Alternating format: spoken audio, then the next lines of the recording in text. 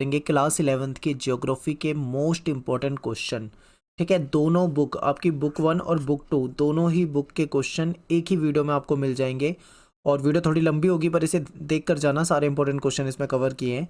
और इन क्वेश्चन को याद करके ज़रूर जाना एग्ज़ाम में, ताकि आप पेपर में अच्छे से नंबर ला सकें, पास भी हो सके। ठीक है, अगर आपने अभी तक कुछ भी नहीं पढ़ा है ना, तो आप इस वीडियो को देख कर जाना, आप पास हो सकते हैं इसे देखकर। दोनों बुक के जो इंपॉर्टेंट क्वेश्चन है सिंगल वीडियो में कवर हो जाएंगे।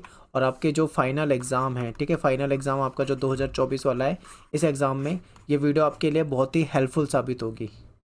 तो चलिए स्टार्ट करते हैं वीडियो को। सबसे पहला क्वेश्चन आपके सामने है कि भौतिक भूगोल की प्रमुख शाखाओं का वर्णन कीजिए। यानी कि जो भौतिक भूगोल है हमारा, उसकी मुख्य शाखाओं के बारे में बताना है। तो देखिए, मेनली इसको हम 4 कैटेगरी में बांट कर देखते हैं। सबसे पहली शाखा है भू आकृतिक विज्ञान। इसमें हम क्या पढ़ते हैं, देखिए भूमि के बारे में पढ़ते हैं इसमें मेनली हम।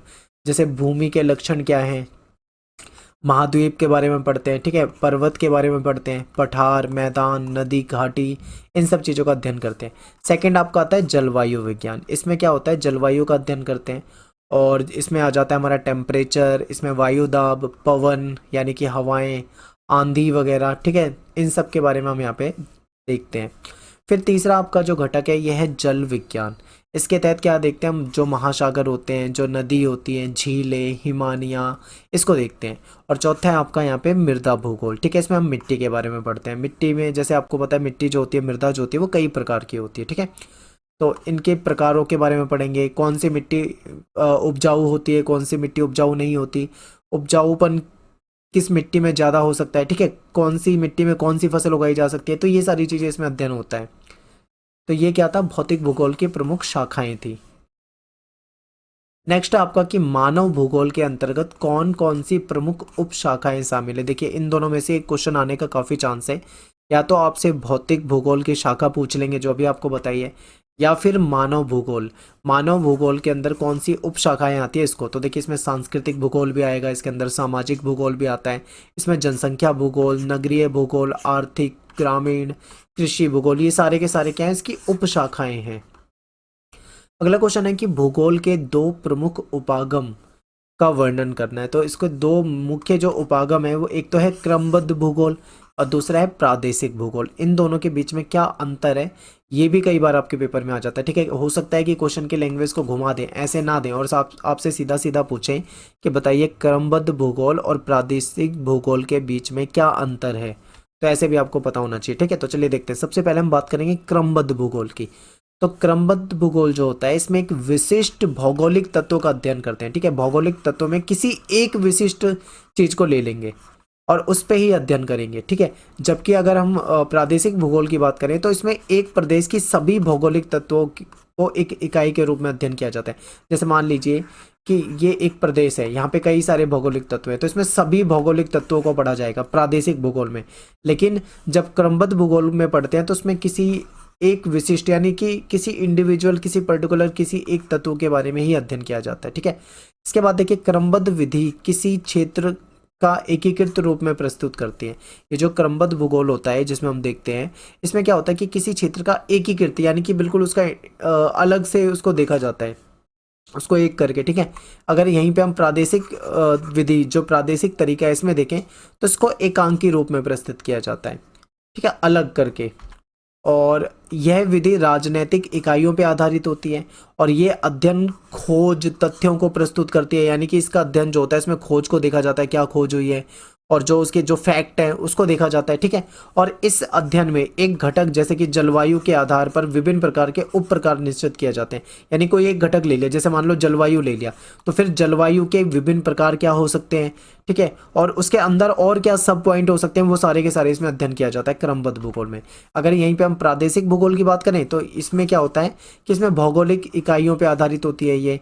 और इसमें ये जो प्रादेशिक भूगोल है, इसमें ये जो तरीका है, इसमें किसी प्रदेश के वातावरण, वहाँ का क्या एटमॉस्फेयर है, कैसा वहाँ पे वातावरण है, और मानव के बीच में उसका कैसा अंतर संबंध है, यानी वहाँ का वातावरण और मानव के बीच में क्या अंतर संबंध है, उसका भी अध्ययन किया जाता है। ठीक है, और इसमें क्या होता है कि इसमें प्रदेशों का सीमांकन किया जाता है, यानी विभिन्न क्षेत्रों को सीमांकित कर दिया जाता है, ये अलग अलग इस तरीके से, और फिर इसका अध्ययन किया जाता है। अगला क्वेश्चन है कि भूगोल विषय का अध्ययन क्यों महत्वपूर्ण है। हम जो ज्योग्राफी पढ़ते हैं ये क्यों पढ़ते हैं, क्या इसके फायदे हैं, इंपॉर्टेंट क्यों है। ठीक है, तो ये बहुत अच्छा क्वेश्चन है, ये आपको याद करना है। देखिए मैं समझाता हूँ इसको कि भूगोल की आखिर क्या वैल्यू है, क्यों जरूरी है। तो देखिए भूगोल के अध्ययन से क्या होता है कि हमें मानव समाजों में पाई जाने वाली विभिन्नता को समझने में आसानी हो जाती है। जैसे आप भारत का भूगोल पढ़ोगे, आप किसी दूसरे देश का भूगोल पढ़ोगे, फिर किसी और देश का भूगोल पढ़ोगे, तो आपको वहाँ के जो समाज है उसके समाज के बीच में क्या भिन्नता होती है, ठीक है, इसको समझने में हमें क्या होती है, काफ़ी आसानी होती है। और क्या है, देखिए भूगोल जो है वो हमको भूपृष्ठ यानी जो जमीन होती है उसमें जो विविधता होती है उसको समझने में मदद करती है, क्योंकि भारत की भूमि अलग तरह की हो सकती है, चीन की भूमि अलग तरीके से हो सकती है। ठीक है, भारत में संसाधन अलग हो सकते हैं, चाइना में संसाधन अलग हो सकते हैं, जापान में संसाधन अलग हो सकते हैं। तो इन सब चीज़ों को समझने में, ये जो विविधता होती है, जो वैरायटी होती है, इसको समझने में जो ज्योग्राफी होती है, जो भूगोल होती है, ये हमारी मदद करती है। ठीक है, और समझिए, देखिए स्थान और समय संदर्भ में ऐसी विभिन्नताओं को पैदा करने वाले कारकों की तलाश करने की योग्यता देता है। यानी कि ये जो विभिन्नता है ये किन कारणों से आ रही है, ठीक है, इसके पीछे कौन से कारक है, इसके बारे में भी जानने की योग्यता हमें भूगोल से मिलती है। भूगोल जो है, ज्योग्राफी जो है, इसमें मानचित्र के जरिए वास्तविक पृथ्वी को जानने, ठीक है, यानी कि इसमें क्या होता है, हम मानचित्र को पढ़ते हैं और मानचित्र के जरिए हम वास्तविक जो पृथ्वी है, पृथ्वी पे जो विभिन्न देश हैं उसके बारे में जानने में हमें काफ़ी मतलब मदद मिलती है। ठीक है, और धरातल पर विभिन्न तत्वों के दृश्य जो होते हैं, ठीक है, विभिन्न तत्व जो हमारे धरातल में है उसके बारे में भी जानकारी हमें मिल जाती है। फिर क्या है कि भूगोल का अध्ययन जो हम करते हैं तो उस समय विश्व में व्यापार वाणिज्य में वृद्धि के साथ साथ प्रशासन चलाने, भ्रमण, पर्यटन, इसके बारे में भी जानकारी मिल जाती है। ठीक है, क्योंकि भूगोल से हमें पता लग जाता है कि कौन सी जगह, हम देखो हम कहीं पे भी जाते हैं तो हम सबसे पहले क्या देखते हैं, वहाँ की भौगोलिक स्थिति क्या है, क्या वो पहाड़ी एरिया है, क्या वो समतल है, क्या वो पठार है। ठीक है, इन सब चीज़ों को, यानी कि टूरिज्म में भी अगर देखा जाए तो कहीं ना कहीं जो भूगोल होता है तो इसका पर्यटन में को भी बढ़ावा देता है। ठीक है, इसकी जानकारी से हमें कहीं ना कहीं पर्यटन में भी लाभ मिलता है। फिर भूगोल जो है इसमें आधुनिक वैज्ञानिक तकनीकी, जैसे कि आज के समय में आपको बताएं कि टेक्नोलॉजी जो है उसका काफ़ी विकास हो गया। ठीक है, ऐसे में क्या है कि भौगोलिक सूचना तंत्र हो गया या संगणक मानचित्र कला हो गई। ठीक है, यानी मानचित्र को कंप्यूटराइज कर देना, उससे जानकारी लेना, तो ये सारी टेक्नोलॉजी आज के समय में अवेलेबल है, तो इससे भी कहीं ना कहीं हमें काफ़ी जानकारी मिल सकती है। अगला क्वेश्चन है कि पृथ्वी की उत्पत्ति से संबंधित आरंभिक संकल्पनाओं को स्पष्ट कीजिए। देखिए पृथ्वी की उत्पत्ति कैसे हुई, इसको लेकर शुरू शुरू में जो प्रारंभिक समय में कई सारे सिद्धांत, कई सारी थ्योरी दी गई थी, कई सारी परिकल्पनाएं बताई गई थी। ठीक है, तो यही आपसे पूछी हुई है, आरंभिक यानी कि जो प्रारंभिक, जो शुरुआत की जो संकल्पना थी उसके बारे में बताना है। तो तीन मेन संकल्पना मानी जाती है। पहले नंबर पे आपकी निहारिका हो गई, दूसरे पे लाप्लेस परिकल्पना हो गई, तीसरे पे आपकी चैम्बरलेन और मोल्टन परिकल्पना हो गई। ठीक है, अब इन तीनों को समझेंगे। कई बार देखो पेपर में ऐसे आ जाता है कि बताइए निहारिका परिकल्पना से क्या अभिप्राय है, तो आपको सीधा ये बताना होता है। तो देखते हैं, सबसे पहले बात करते हैं निहारिका। देखिए इसके जो जनक है, इस परिकल्पना, ये जो कॉन्सेप्ट दिया है ये किसने दिया है, इमैनुअल कांट ने दिया है। ठीक है, तो कांट इसके जनक है। इन्होंने क्या कहा था, क्या थ्योरी थी इनकी, समझिए। इनके अनुसार गैस और अन्य पदार्थों के घूमते हुए बादल से ग्रहों की उत्पत्ति हुई है। ठीक है, यानी गैस हो गई और अन्य पदार्थ हो गए, इनके जो घूमते हुए बादल थे इससे ही ग्रह बने हैं, ऐसा किनका मानना था, कांट का मानना था। ठीक है, तो ये है निहारिका परिकल्पना। सेकंड नंबर पे आती है लाप्लास। अब इन्होंने क्या कहा है इसे समझते हैं। देखिए लाप्लास जो थे, इन्होंने इस वाली परिकल्पना में कुछ सुधार किया। सुधार करके इन्होंने क्या कहा, इन्होंने कहा कि घूमती हुई नेबुला को के जो कोणीय संवेग है वो जब बढ़ जाते हैं, ठीक है, तो नेबुला जो था वो संकुचित हो जाता है, यानी कि जब उसका संवेग बढ़ेगा तो वो संकुचित यानी सिकुड़ जाएगा, छोटा हो जाएगा, और संकुचित हो गई, और इसका जो बाहरी भाग है, जो बाहर का जो इसका हिस्सा था वो छोटे छोटे छल्लों के रूप में बाहर निकला। ठीक है, और उसके बाद ये जो छल्ले थे यही बाद में क्या बन गए, ग्रह बन गए। इसके बाद आती है तीसरी हमारी संकल्पना, परिकल्पना। इसमें चैम्बरलेन हो गए और मोल्टन हो गए। इन्होंने क्या कहा है, इनकी भी सुनिए। देखिए ये कहते हैं कि सूर्य के पास से एक अन्य तारा तेज गति से गुजरा। ठीक है, सूर्य के पास एक दूसरा तारा बहुत तेजी से गुजरा, जिसके गुरुत्वाकर्षण वाले बल के कारण सूर्य की सतह से सिगार के आकार का एक छोटा सा टुकड़ा अलग हो गया, और बाद में वही टुकड़ा जो था वो धीरे धीरे उसी टुकड़े से क्या हुए, कई सारे ग्रह बन गए। ठीक है, तो ये अलग अलग तरह की संकल्पनाएं जो हैं वो आरंभिक संकल्पनाएं हैं, तो अलग अलग तरीके से इसको एक्सप्लेन किया गया है। तो हो सकता है आपके पेपर में लाप्लास वाली थ्योरी पूछ लें, या फिर चैम्बरलेन वाली पूछ लें, या निहारिका वाली पूछ लें, या हो सकता है तीनों पूछ लें, तो आपको तीनों पता होनी चाहिए। अगला क्वेश्चन है कि ग्रहों के निर्माण की प्रमुख अवस्थाएं क्या है। ये जो ग्रह बने थे, ठीक है, ये ग्रह कैसे बने थे, इसकी क्या अवस्थाएं थी। तो जो वैज्ञानिक है उन्होंने इसका अध्ययन किया और उन्होंने बताया कि इसकी 3 अवस्था बताई है। सबसे पहली अवस्था में क्या था कि ग्रहों का जो निर्माण है वो तारों से हुआ है, ठीक है, जो तारे थे इससे ग्रह बने।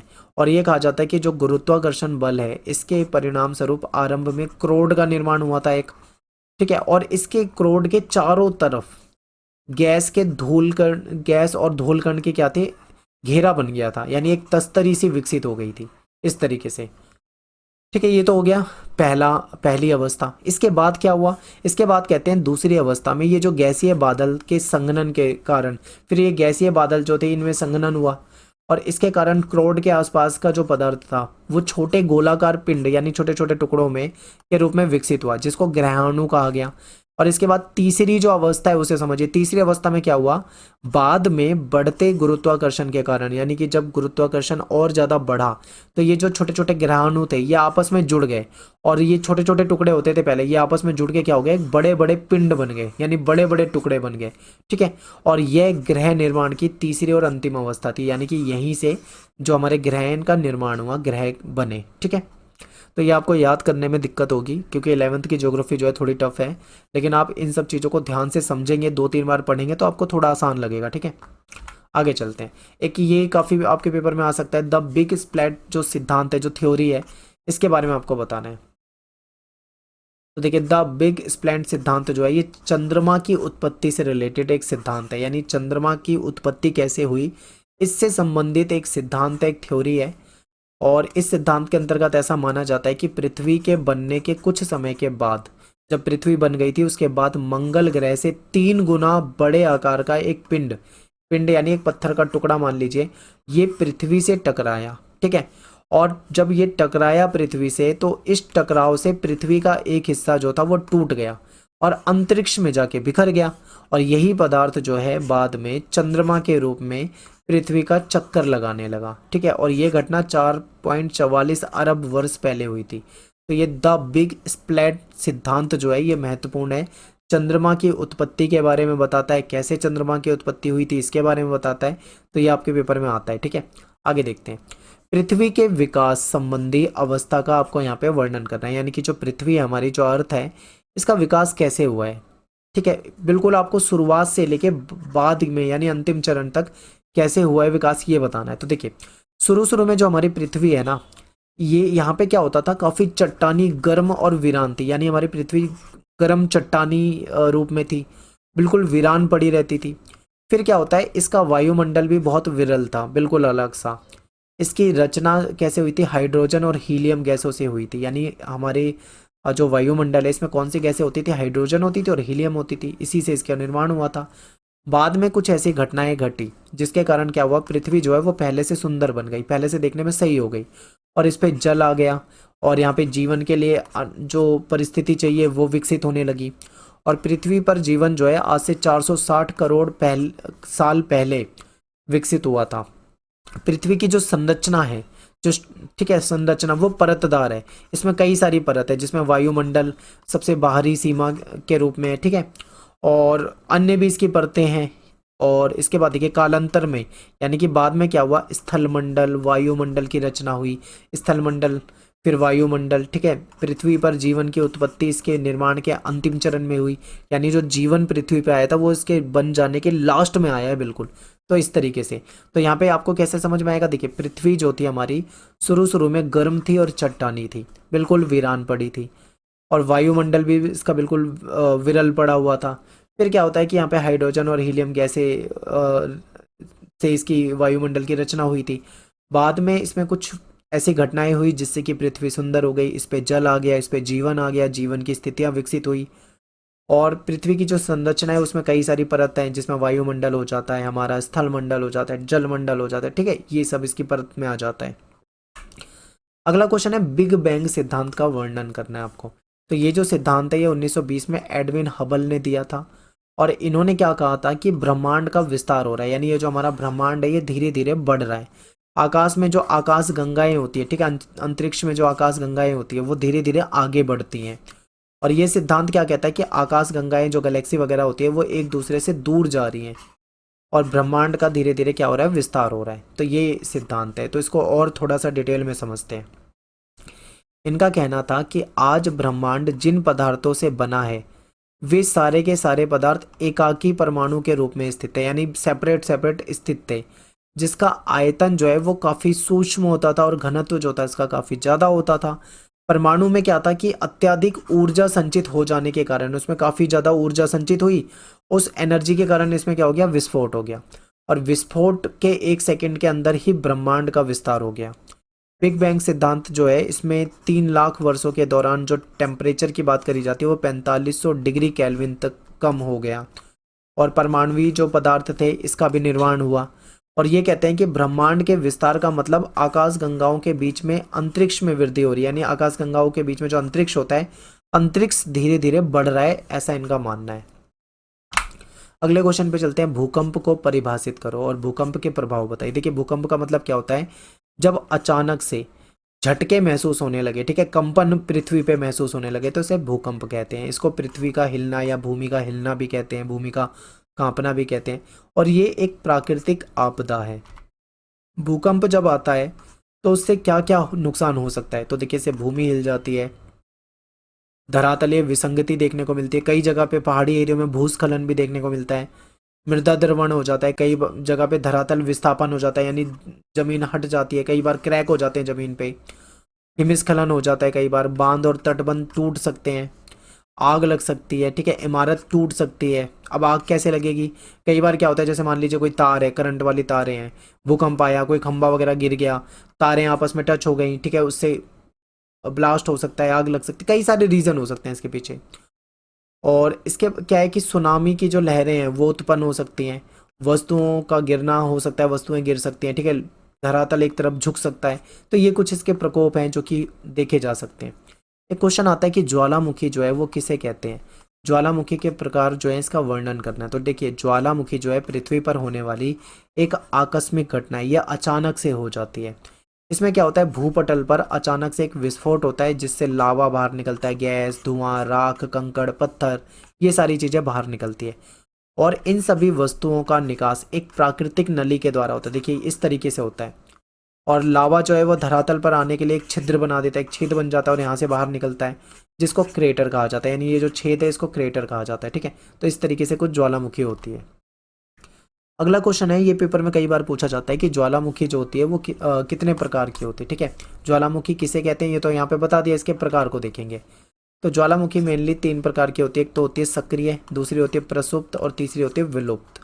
सक्रिय क्या है, यानी कि जो एक्टिव है, यानी ऐसी ज्वालामुखी जो एक्टिव है, यानी इस प्रकार की ज्वालामुखी जिसमें विस्फोट जो है होते रहते हैं और इसका मुख जो है वो हमेशा खुला रहता है। एग्जाम्पल के लिए आपको इटली की एक एटना ज्वालामुखी है, ये सक्रिय है यानी कि एक्टिव ज्वालामुखी है। इसके बाद आपकी आती है प्रसुप्त।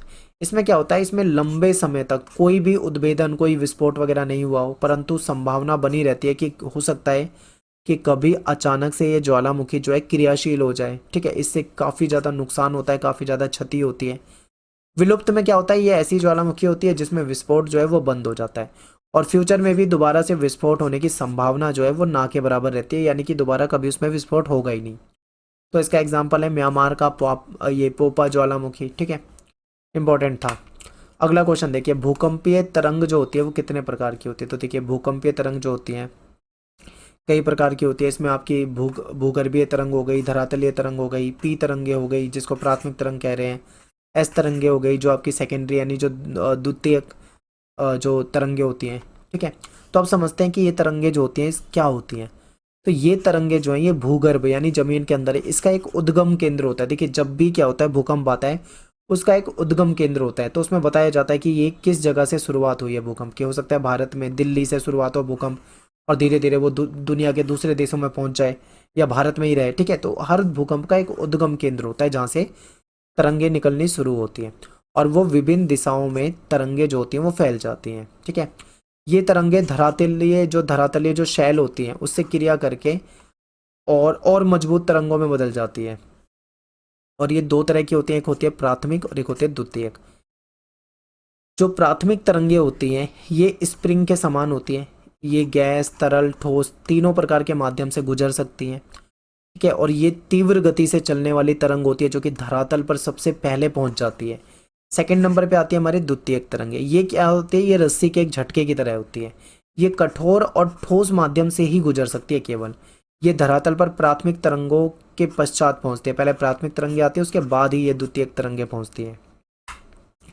धरातलीय तरंगे की बात करते हैं तो देखिए ये जो तरंग होती है ये धरातल पे सबसे ज़्यादा प्रभावकारी होती है। गहराई के साथ इसकी तीव्रता जो होती है कम होती है, जैसे जैसे गहराई में पहुंचते हैं इसकी जो तीव्रता होती है वो कम होने लग जाती है। भूगर्भिक तरंगों और धरातलीय शैलों के बीच में जो अन्योन क्रिया होती है उससे कई सारी नई नई तरंगें उत्पन्न होती है, ठीक है। इन्हीं को धरातलीय तरंग कहते हैं। ये तरंगे जो होती हैं धरातल के साथ साथ चलती हैं, जहाँ जहाँ जहाँ जहाँ पे धरातल है उसके साथ साथ चलती हैं।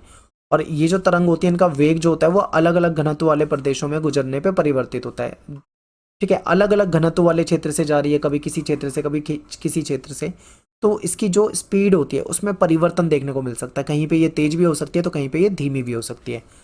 धरातल पर ये क्या करती है, जान माल का सबसे अधिक नुकसान इन्हीं तरंगों से होता है। कई जगह पे क्रैक हो जाते हैं, लोग गिर सकते हैं, बिल्डिंग गिर सकती है, बहुत ज़्यादा नुकसान हो सकता है।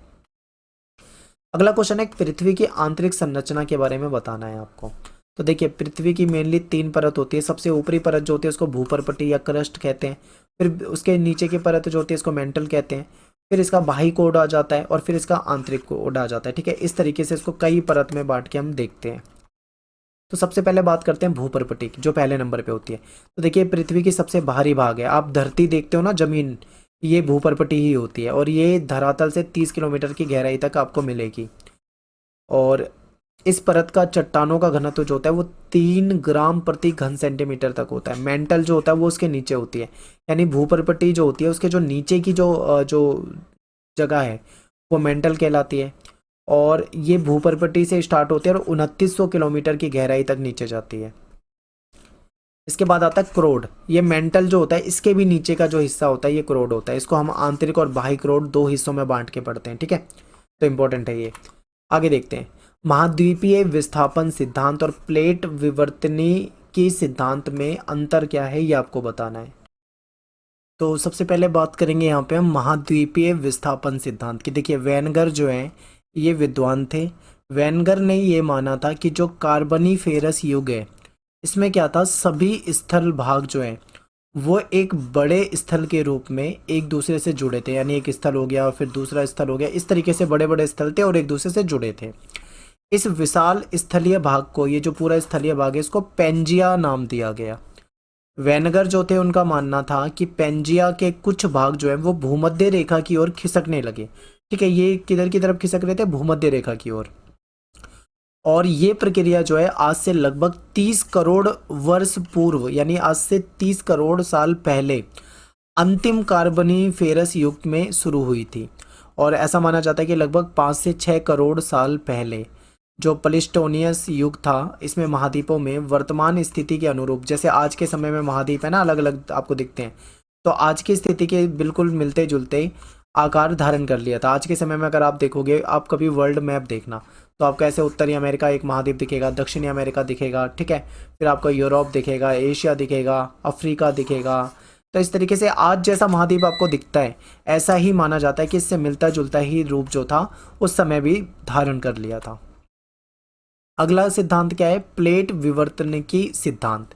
इसमें क्या माना जाता है इसको समझते हैं। देखिए 20वीं शताब्दी के आरंभिक चरण में महाद्वीपीय विस्थापन सिद्धांत को स्वीकार करने में सबसे बड़ी चुनौती जो थी वो ये थी कि विद्वान ये समझ नहीं पा रहे थे कि सियाल के बने हुए महाद्वीप जो हैं ये सीमा पर कैसे तैरते और विस्थापित होते हैं। यानी आप देखोगे कि सारे जो महाद्वीप हैं वो समुद्र से घिर रहे हैं।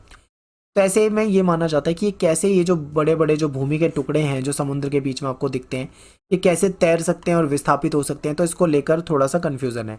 और उस समय विद्वानों का ये विचार था कि महासागरीय भूपर्पटी बेसाल्टिक स्तर का ही विस्तार है और जो भूगर्भ है यानी जमीन है इसमें तापमान में अंतर होने के कारण क्या थी, कुछ संवहनीय धाराएं चलती थी और इससे जो प्लेटें होती हैं उसको गति मिलती थी उन धाराओं के कारण।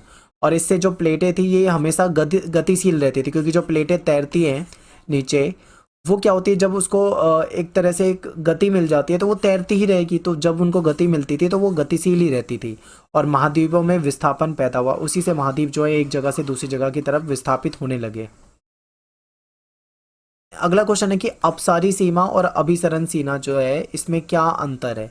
तो अपसारी सीमा को देखते हैं पहले। इसमें क्या है, इसमें जो दो प्लेटें हैं वो एक दूसरे से विपरीत दिशा में, यानी एक इधर जाएगा तो दूसरा उधर जाएगा, अपोजिट, अलग अलग हटती हैं। इसमें नई परपटी का निर्माण होता है, और इसमें जो स्थान होता है इसको प्रसारी स्थान कहा जाता है। और इसका उदाहरण क्या है, मध्य अटलांटिक जो क्षेत्र है इसको।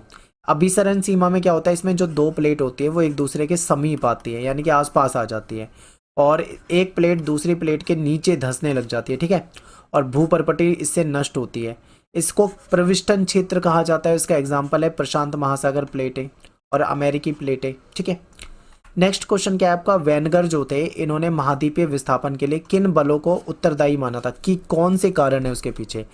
तो देखिए इन्होंने दो कारण बताए थे इसके। सबसे पहला था पोलर फ्लिनंग बल और दूसरा था ज्वारीय बल, ठीक है। तो पोलर फ्लिनंग बल जो है ये पृथ्वी के घूर्णन, यानी जो पृथ्वी हमारी घूमती है इसके कारण महाद्वीप जो है अपने स्थान से खिसक गए, ऐसा इनका मानना है। दूसरा क्या है, ज्वारीय बल। इसमें क्या था कि सूर्य और चंद्रमा के आकर्षण से संबंधित है ये। इस आकर्षण बल के कारण जो महाद्वीपीय खंड है इसका विस्थापन हो जाता है। अगला क्वेश्चन है कि मृदा निर्माण में सहायक प्रमुख कारक कौन से हैं। मृदा के निर्माण में कौन से कारक हैं जो महत्वपूर्ण है। तो सबसे पहले नंबर पे आपका है जलवायु, सेकंड है आपका मूल पदार्थ जो होते हैं मृदा में, तीसरा उच्चावच हो जाएगा, फिर जैविक क्रियाएं कुछ होती है, और फिर एक टाइम पीरियड। टाइम पीरियड भी बहुत महत्वपूर्ण है क्योंकि काफ़ी लंबा समय लगता है इसको, इसके निर्माण होने में। अगला क्वेश्चन है कि चट्टानों के अपक्षय की रासायनिक प्रक्रिया जो है वो कितने प्रकार की हो सकती है। तो ये इसमें विलयन होता है, जब चट्टानें टूटती हैं तो उसमें कुछ विलयन होता है, कुछ कार्बोनेशन होता है, फिर जल योजन भी होता है, इसमें ऑक्सीकरण भी होता है। तो ये कई सारी इसके स्टेप हैं, इसकी प्रक्रियाएं। विलयन को देखते हैं। इसमें क्या होता है, चट्टान में जो मौजूद कई प्रकार के जो खनिज हैं वो जल में घुल जाते हैं, नाइट्रेट, सल्फेट, पोटेशियम। इस प्रकार से क्या होता है, इस तरह अधिक वर्षा की जलवायु में ऐसे खनिज जो युक्त शैलें होती हैं वो धीरे धीरे अपक्षित होने लग जाती है। फिर कार्बोनेशन क्या है, इसमें क्या होता है कि देखिए वर्षा के जल में घुली हुई जो कार्बन डाइऑक्साइड होती है जो वर्षा के जल में मिलती है, इससे कार्बनिक अम्ल बनता है, और ये अम्ल जो है ये चूना युक्त जो चट्टान होती है उसको उस पर गिरता है तो वो धीरे धीरे घुलने लग जाती है। जल योजन, कुछ चट्टानें जैसे कि कैल्शियम सल्फेट जल को सोख लेती हैं और फैलकर धीरे धीरे क्या हो जाती है, कमजोर होने लग जाती है, बाद में ये टूटने लग जाती हैं।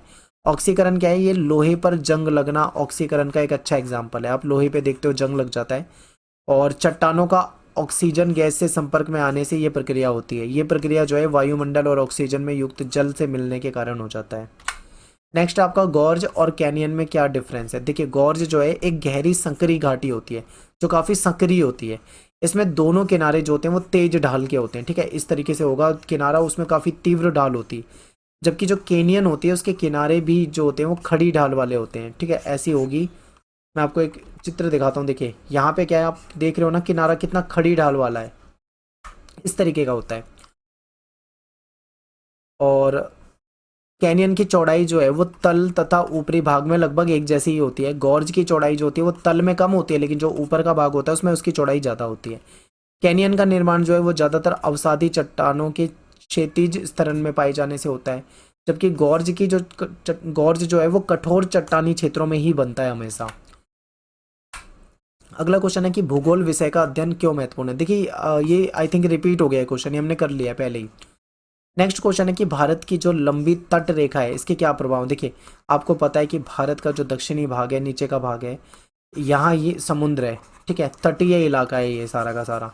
तो लंबी तट रेखा है भारत के पास, तो इससे इसका क्या प्रभाव है तो इसको देखते हैं। तो देखिए भारत की एक लंबी तट रेखा है और उसके हमें बहुत सारे लाभ है। क्या क्या हो सकते हैं इसको समझते हैं। देखिए जैसे अफ्रीका, यूरोप, पश्चिमी एशिया को दक्षिण पूर्व एशियाई देश जैसे चाइना हो जाएगा, जापान हो जाएगा, ऑस्ट्रेलिया, संयुक्त राज्य अमेरिका के पश्चिमी तट को जोड़ने वाले महासागरीय जल जो है वो भारत से होकर गुजरते हैं। आप कभी वर्ल्ड मैप देखना, उसमें देखना जो समुद्र है वो कहीं ना कहीं अन्य महाद्वीपों के देशों को भी जोड़ती है, और वो सारे रास्ते जो है वो भारत से ही होकर गुजरते हैं, तो इससे भारत को लाभ है। फिर क्या है कि व्यापार के लिए इसका सबसे बड़ा फायदा हो जाता है भारत को। और बंदरगाहों के विकास के लिए भी यहाँ पे दशाएं जो है वो सही उपलब्ध है, इससे रोजगार भी सृजन होता है, नए नए रोजगार का। वस्तु हो गई या फिर कच्चा माल जो हो गया उसका आयात करना हो या फिर उसका निर्यात करना, उसमें भी लाभ है, क्योंकि समुद्री मार्ग के कारण बाहर से हम चीज़ों को खरीद भी सकते हैं और अपने यहाँ से चीज़ों को बेच भी सकते हैं। ठीक है, अगला क्वेश्चन है कि हिंद महासागर वास्तव में हिंद का महासागर है, ऐसा क्यों? तो देखिए, पश्चिमी एशिया और पूर्वी एशियाई जो है उसके बीच में हिंद महासागर के तट पर भारत की जो स्थिति है ना वो बहुत महत्वपूर्ण है, क्योंकि ये जो महासागर है इसका जो उत्तरी छोर है और इस पर स्थित भारत की जो तट रेखा है वो किसी भी देश की तट रेखा से अगर हम कंपेयर करें तो भारत की तट रेखा जो है ये यहाँ से जो मिलती है वो बहुत ज़्यादा लंबी है। और भारतीय प्रायद्वीप जो है वो हिंद महासागर से लगभग 1600 किलोमीटर तक फैला हुआ है। पश्चिम में अरब सागर हो या पूर्व में बंगाल की खाड़ी हो, इसका भी निर्माण यहीं से हो रहा है। इस प्रकार हम ये कह सकते हैं कि हिंद महासागर जो है वास्तव में हिंद महासागर है। ठीक है, हिंद का ही महासागर है। और अगला क्वेश्चन है कि भारत का जो विशाल मैदान है इसको उच्चावच की भिन्नताओं के आधार पे कैसे आप बांट सकते हो? तो देखिए, एक भाबर क्षेत्र हो जाता है। ये क्षेत्र कौन सा है? भाबर। ये क्या है? जो शिवालिक पर्वत है इसकी जो तलहटी जो नीचे का क्षेत्र है, ठीक है, इसमें एक पतली सी पट्टी है जो 8 से 10 किलोमीटर की चौड़ाई में फैला हुआ है। ये क्षेत्र जो है ये भाबर कहलाता है। यहाँ पे क्या है कि जो हिमालय पर्वत है इससे जो कुछ नदियाँ निकलती हैं उससे उन नदियों से कुछ कंकड़ पत्थर रेत जो है यहाँ पे जमा हो जाता है। और कभी कभी ये नदियाँ मलबे के रूप में लुप्त भी हो जाती, गायब भी हो जाती, सूख भी जाती हैं, फिर वापस से आ जाता है पानी इसमें। ठीक है, तो ये भाबर क्षेत्र है। इसके बाद है तराई। भाबर के जो दक्षिण में जो क्षेत्र आता है वो तराई वाला है, यानी जो नीचे का क्षेत्र है वो तराई वाला है। ठीक है, भाबर के समानांतर इसकी जो चौड़ाई है वो 10 से 12 किलोमीटर ही है, जैसे आसपास ही है उसके। और भाबर क्षेत्र में लुप्त नदियाँ जो है इस प्रदेश में धरातल पर निकल जाती है, यानी जो जो नदियाँ यहाँ पे खो जाती थी वो यहाँ पे धरातल पे दिख जाती हैं। इस क्षेत्र में काफ़ी दलदल भी होता है और यहाँ पे प्राकृतिक वनस्पति जो है वो काफ़ी ज़्यादा पाई जाती है। फिर आता है बांगर क्षेत्र और खादर क्षेत्र।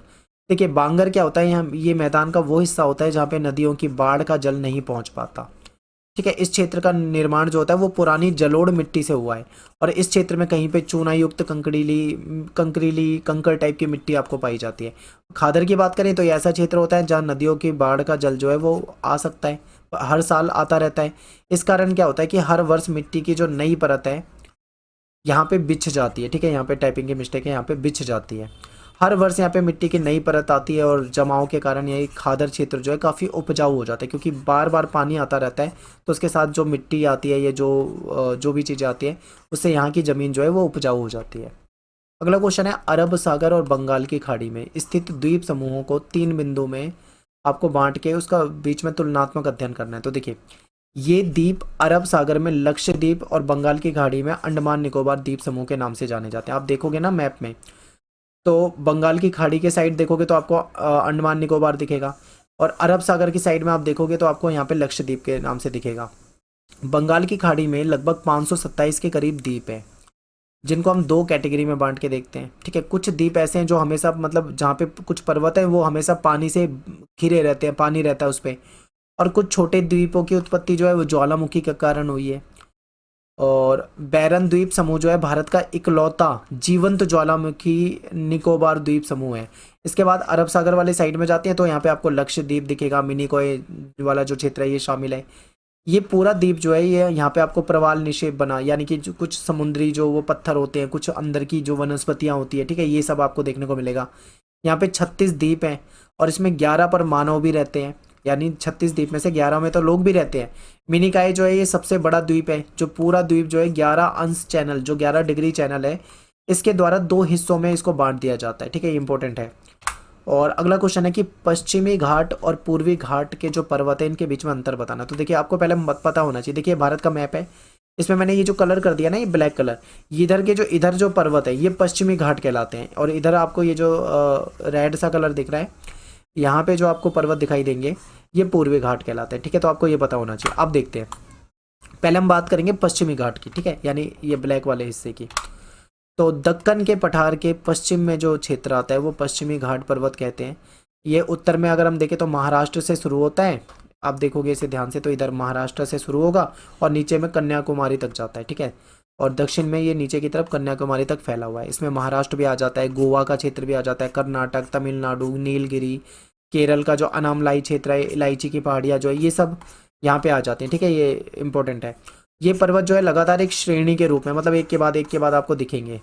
और इस पर्वतीय क्षेत्र में औसत ऊंचाई जो है 1500 मीटर है, जो कि उत्तर और दक्षिण की ओर बढ़ रही है, यानी महाराष्ट्र से लेके कन्याकुमारी तक बढ़ती जाती है। और इसके बाद एक बार चलते हैं पूर्वी घाट पे। तो देखिए, दक्कन का पठार जो है उसका जो पूर्वी क्षेत्र है उसे पूर्वी घाट कहा जाता है। यहाँ पे क्या है, महानदी की जो घाटी है यहाँ से शुरू होकर दक्षिण में नीलगिरी तक ये फैले हुए हैं। और पूर्वी घाट पर्वत की मुख्य श्रेणियाँ जो थी उसमें जवादी पहाड़ियाँ हो गई, बालकोडा श्रेणी हो गई, नाला माला हो गई, ठीक है, महेंद्रगिरी की जो पहाड़ियाँ थी ये हो जाती है। पूर्वी घाट जो है इसमें पर्वत की श्रेणी लगातार नहीं है, ठीक है, जैसे कि उसमें लगातार थी, एक के बाद एक थी, यहाँ पे लगातार नहीं है। यहाँ पे कई बड़ी नदियाँ जो है इनको काट कर अपना मार्ग बना लेती है, यानी एक पर्वत है, फिर नदी आ जाती है, फिर दूसरा पर्वत है, इस तरीके से बीच में यहाँ पे नदियाँ वगैरह भी आ जाती है। इस पर्वत श्रेणी की औसत ऊंचाई जो है लगभग 600 मीटर है। और पूर्वी और पश्चिमी घाट पर्वत जो है नीलगिरी पहाड़ियों से आपस में आके मिल जाते हैं, ठीक है। और इस श्रेणी से कोई बड़ी नदी यहाँ पे निकलती नहीं है।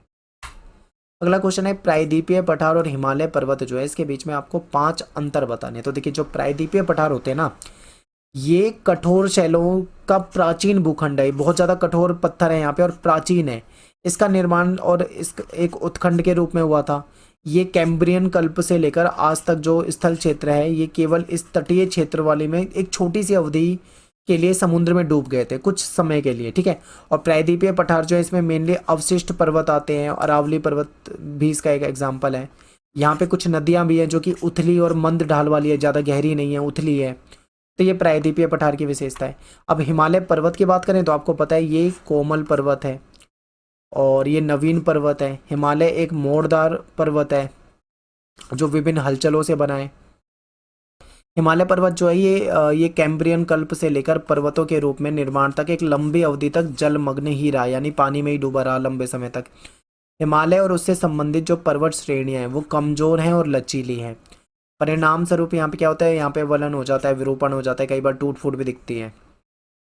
तो ये महत्वपूर्ण था, ठीक है। आगे देखते हैं। नेक्स्ट आपका जल संभर क्षेत्र के आधार पे जो भारतीय अपवाह द्रोणियां है उसको कितने हिस्सों में हम बांट सकते हैं। क्वेश्चन है कि नदियों की उपयोगिता के बारे में बताना है, नदियों के क्या फायदे हैं, क्या उपयोग है। तो सबसे पहले नदियों का उपयोग होता है सिंचाई के लिए। आपको पता है भारत जैसे देश में नदियों का महत्व बहुत ज़्यादा है। यहाँ पे नदियों का यूज जो खेती होती है सिंचाई के लिए किया जाता है। फिर जल शक्ति के लिए, बिजली बनाने के लिए भी ये काम आता है, ठीक है। फिर जल मार्ग के रूप में भी ये यूज़ होता है। यहाँ से क्या है, नाव के जरिए या जहाज़ों के जरिए एक जगह से दूसरी जगह जा सकते हैं। तो देखिए, ये थे आज के इम्पोर्टेंट क्वेश्चन और उम्मीद करता हूँ आपको समझ में आए होंगे। हो सकता है आपको कुछ दिक्कत आए तो आप 1 से 2 बार वीडियो को देखो, आपको समझ में आएंगे। मिलते हैं नेक्स्ट वीडियो में। Thanks for watching. जय हिंद, जय भारत। क्वेश्चन है कि अपक्षय क्या होता है और अपक्षय का आपको वर्गीकरण करके बताना है, ठीक है। तो देखिए, अपक्षय क्या है। अपक्षय एक ऐसी प्रक्रिया होती है जिसके द्वारा जो पृथ्वी की सतह पर जो चट्टानें मौजूद है वो टूट फूट जाती हैं। चट्टान टूट फूट सकती है, उसके पीछे कई सारे रीजन हो सकते हैं, ठीक है। चट्टान का टूटना फूटना अपक्षय कहलाता है, ये आपको याद हो जाएगा।